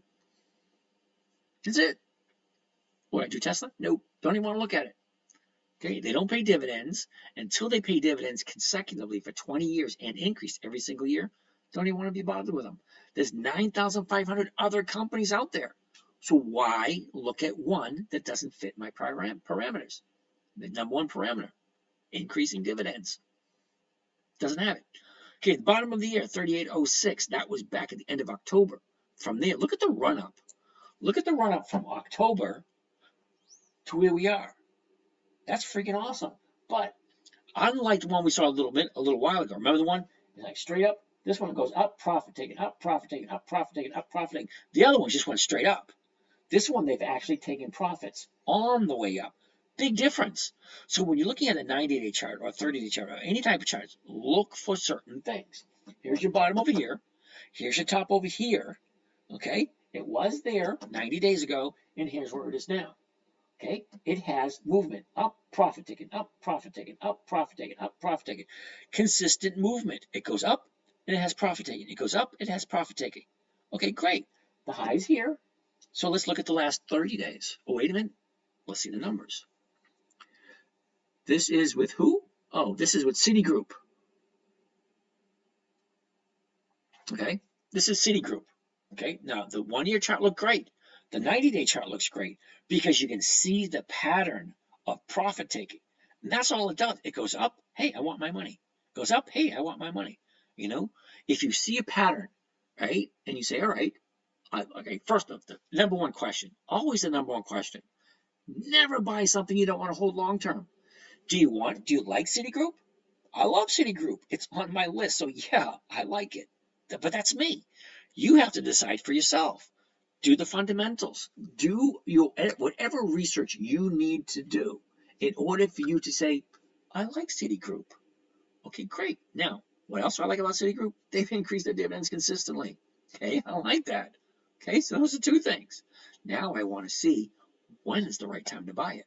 Well, they have the dividend coming up this Friday, so let's look and see if we could do a possible triple play. I'm going to explain that to you in a minute. Okay, now, well, let's continue. This is the 90-day chart. Okay, so, all right, last belly bender. Yeah, I don't do Tesla at all, so please stop. Just stop with Tesla. I don't. All right, certain stocks is just a no. NVIDIA, no. Tesla, no. Okay, you want my opinion?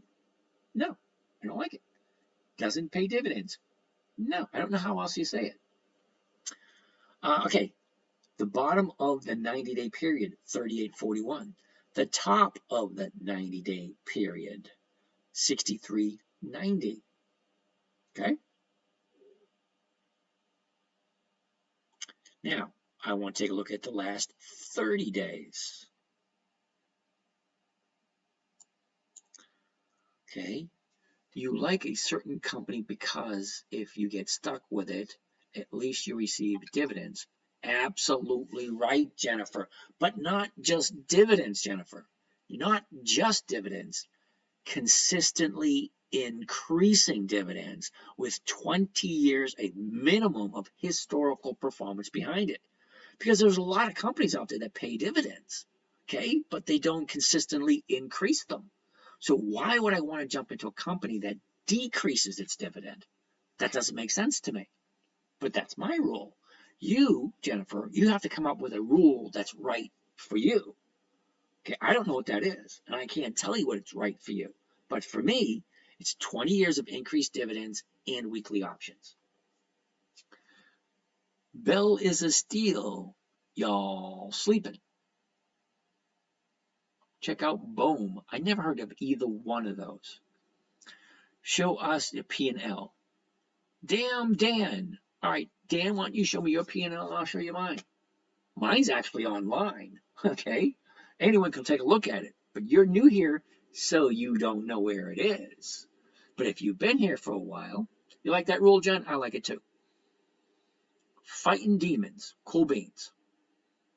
Oh, what's the matter, Dan? Quiet now. XRP to the moon. Yeah, no, sorry, I don't do cryptocurrency. So let's get back to Citigroup. Okay, here we're looking at the last 30 days. Okay, 30 days ago, here's where we are. Okay, 1, 2, 3, 4, 5 days to the 30-day high. That looks freaking awesome. What happens at 30-day high? You're gonna have profit taken, and you did. Profit taken, but then she went up a little bit. Okay, she dropped down, up a little bit, dropped down, up a little bit, dropped down. Now we're going to the upside. Okay, here's a 30-day bottom coming off of a 30-day top. You can get a third grader to point this out to you. All right, this is a good idea. Okay, well, thank you for that. Okay, you can't really argue it, and I didn't make this up. Okay, are you the Wolf of Wall Street? Yeah, no. Okay, your 30 day, you get a third grade show. Where's the high? Oh, it's right there. Where's the low? Oh, it's right there. Where was it 30 days ago? Right there. Where is it now? Right here.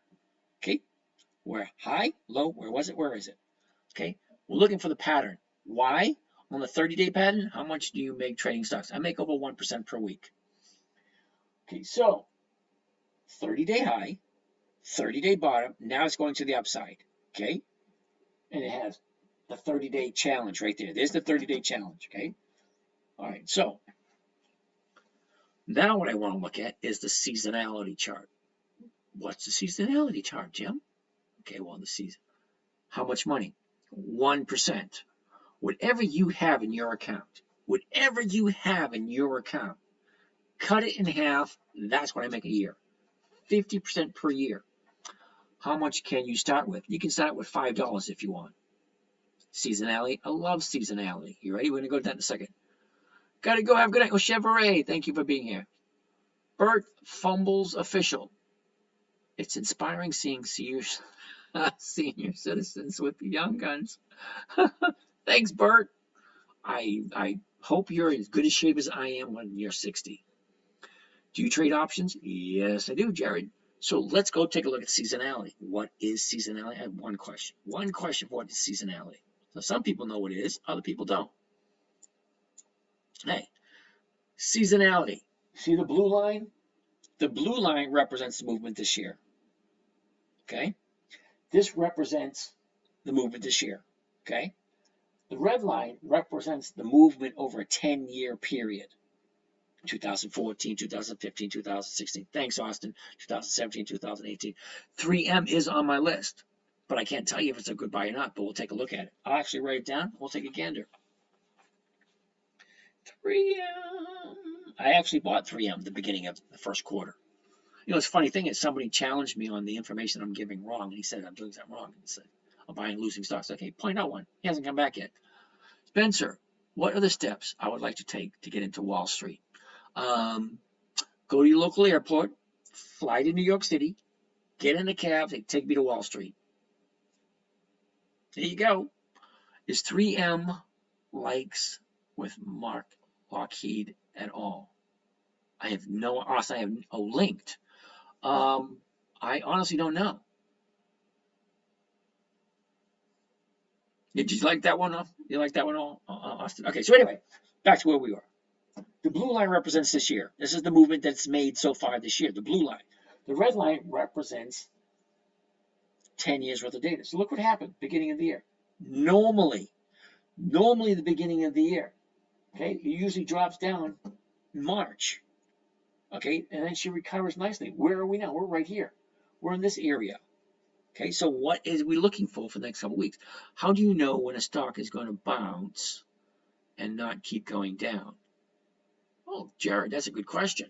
Okay, this right here, seasonality, shows you what a stock normally does over a 10-year period. Went down, but it's doing up. Well, let's take a look. Okay, so historically speaking, can't hear you. Hey, George. All right, so for the next couple of weeks right here, we're at 422. 26 is the end of the week. NVM. I see the downside, but not priority to make money on the long stock. Alexander, I have no idea what you mean by that. Okay, 2 weeks out. Okay, here's the next 2 weeks. Okay, she's going to go basically sideways, and then see 426. This is Friday. Okay, from here where we are now to Friday, it's a little bit to the upside. Historically speaking, what yield and the 10-year note will make big trouble for the stock market? Okay, never mind. Gold to make money on dividend and call. Okay, got it. Okay, Bert, I'm not quite seeing what you're getting at. Also on the long position. Bert, your questions really aren't. I've never heard of seasonality. Sure you have. You have. Okay, what comes after spring? Okay, what comes before winter? What number yield on 10-year note? Okay, what does that have to do with stocks? Can you go over how to identify support and resistance for options and when to enter? Wow, now that's a specific question. Austin, you're correct. That's seasonality. Winter, spring, summer, fall. January 1st, December 31st. Where's fall? Usually in August. Where's winter? Usually in November, December. What happens in December? Okay, it gets cold in parts of the country. What happens when it gets cold? People use the oil heater. Oil goes up in the month of March and April. Why? Why not November, December? Well, because people buy oil anywhere between March and November. So you have that big, huge chunk when they can buy their oil. But once it gets cold in November, everyone turns their heater on at the same time. So if you turn your heater on the same time as your neighbor, what's going to happen in February or March? Your oil tank is going to be low. Why do oil stocks go up in the winter months? Okay, now you can buy oil in July, August, September, October, November, but as soon as everyone turns them on at the same time. I bet on Uber. Okay, so let's go back because I missed some of these questions. Can you go over the identify support and resistance? Okay, there's really no support and resistance, Jared. Okay, I'm going to go over C because we just went over a little bit ago. Okay, it should hypothetically explain it. What do you think about airlines, JetBlue and Spirit? Okay, Austin, you've been here long enough to know. I think you've been here long enough to know. That's a common name. 20 years of increased dividends. I think there's only one airline that's on my list. And I think that's LUV, which is Southwest Airlines. Okay, so seasonality is okay. So let's go back and I'll explain. Yeah, LUV, Southwest Airlines. Okay, no, back here. There we go. Now, you want to talk about support and resistance. There's really no support and resistance. It's just reading the chart. Okay, and I don't know why you want to make it complex. Okay, so let's get back here for a second. Okay. All right, now, you want to see support and resistance in the chart. 90 days ago, here's where we were. Okay, the 90-day bottom is right there. Okay, the 90-day top is right there. Okay, what has the stock been doing? Sideways up, pullback, up, pullback, up, pullback, up, pullback, up, pullback. And you just look at the pattern. Okay, the high is the high for a reason. Why is that the high? Well, because we, the buyers and sellers, say, wait a minute, we're not paying any more than that. It's not worth any more than that. That's why that's the high. Okay, if it was worth 80, 90 bucks, it would be at $90 high. But it's not. It's not worth more than $65. That's why we stopped buying it at 64. And we started taking profits. Okay, then when it gets down to the bottom, okay, we say, wait a minute, it's worth more than that. That's your high, that's your low. It is dictated by we, the buyers and the sellers. Okay? Now, there is no pattern there whatsoever. I mean, there is no support and resistance. Okay? 30 days ago, here's where it was. Okay? Apparently, 1, 2, 3, 4, 5 days to the upside. Okay? 5 days. That's the high of the 30-day period. Why is that the high? Because we don't think it's worth more than that. And if we did, it would have gone higher. The only way it goes up higher is if the buyers, if there's someone to buy it. I'm selling it for 63 bucks. You want to buy it? Sure. I'm buying it for 65 bucks. You want to buy it? No. It's actually that simple. It really is. Okay, the highest it got to was just below 64. Why didn't it hit 64? Because nobody wanted to buy it at 64. Okay, so you get 5 days to the upside. It's like, wait a second, it's not worth it anymore. So I'm selling it and I got my profit. Wait a minute. Here, okay, so we are the dictators. We tell when it's going to go up and when it's going to go down. So here's your question. If the 30-day high is here, you got profit taking all the way down to here. 1, 2, 3, 4. This is where it's sitting now. What is the odds and probabilities of it to continue to go up? Because we already know within the last 30 days that nobody wanted to pay more than $64 for it. But a whole bunch of people wanted to buy it here. Look at the volume here. Okay? 57, 58, 59, people were buying it. Now it's going up. It's at 61. What are you trying to explain right now? Oh, message. What am I trying to explain right now? But what makes it worth more than $64? Like, what drives people to buy it higher than that? Oh, buddy. Why do people drive a Cadillac when they can drive a Volkswagen? Why do people buy a Lamborghini when they can buy a Chevy? People are weird. They do things because that's what they do. I like Citibank. Ooh, let me buy it. What price is it? 65. Okay, I'll buy that. Or Citibank at 65. Oh, that's way too much money. People are weird. They make up their own minds. Okay, it's offered for sale. Anyone could buy it at 64 or 65. But nobody's buying it at 65 because they don't think it's worth it. That's basically the only answer there is. The market maker's saying, hey, you want to buy it? It's 65 bucks. If he doesn't have anybody that wants to buy it at 65, what is he going to do? Well, he lowers the price. The market maker makes his money on buying and selling. He doesn't care what he buys it and sells it at. He just wants the rotation of the buying and selling. Do you have a video that teaches, on how to sell options? Thank you for your time. Hey, Bubba. Is that Bova? No, that's Citigroup. Champ, take a seat and listen. You pick up lots of things. Champ, I haven't seen you for a while. You mentioned something a couple of days ago, but you haven't mentioned anything since. Momentum. Yep. Oops. So then, for instance, if that's the 30-day high and people don't think it's worth that much, how do you know when it will break that? You don't. That's it. I mean, that's the answer. See, right now, it's at 60 bucks, 61 bucks. So you ask yourself, all right, I want to buy something. What do I want to buy today? Well, Citigroup's only at 61 bucks. Ooh, Citigroup 61. I like Citigroup at 61. You either like it at 61 or you don't like it at 61. And when there's enough people liking it at 61, it goes higher. Okay, and they will continue to buy as long as they think it is worth more than 61. That's the only answer I can give you. But the pattern, okay, 30-day high, 30-day bottom, 4 days to the upside, plenty of space to challenge that 30-day high.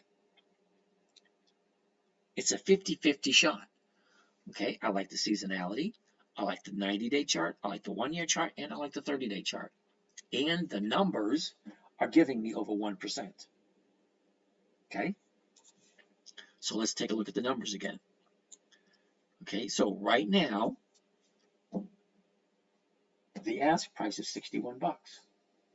If I buy it at $61 tomorrow morning, I can sell somebody the right with a covered call to buy it from me at 61. Now you're asking yourself the question, why would I buy it at 61 and sell it at 61? Well, that's a good question. What is a BOVA? I have no idea what a BOVA is.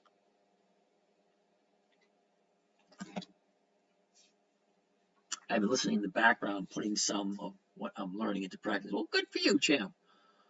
So for options, it wouldn't be smart to try and let it break the high. It's better to just cash before. I honestly don't know what you mean by that. What is the software you're using behind you? That's not software. This is Thinkorswim, which is offered for free from Charles Schwab. So you have to have an account at Charles Schwab to be able to use this account. Now, I think I have 4 accounts at Charles Schwab. I don't know. Okay, so we're going to look at another one. You're not making sense. What in its history suggests it is going higher?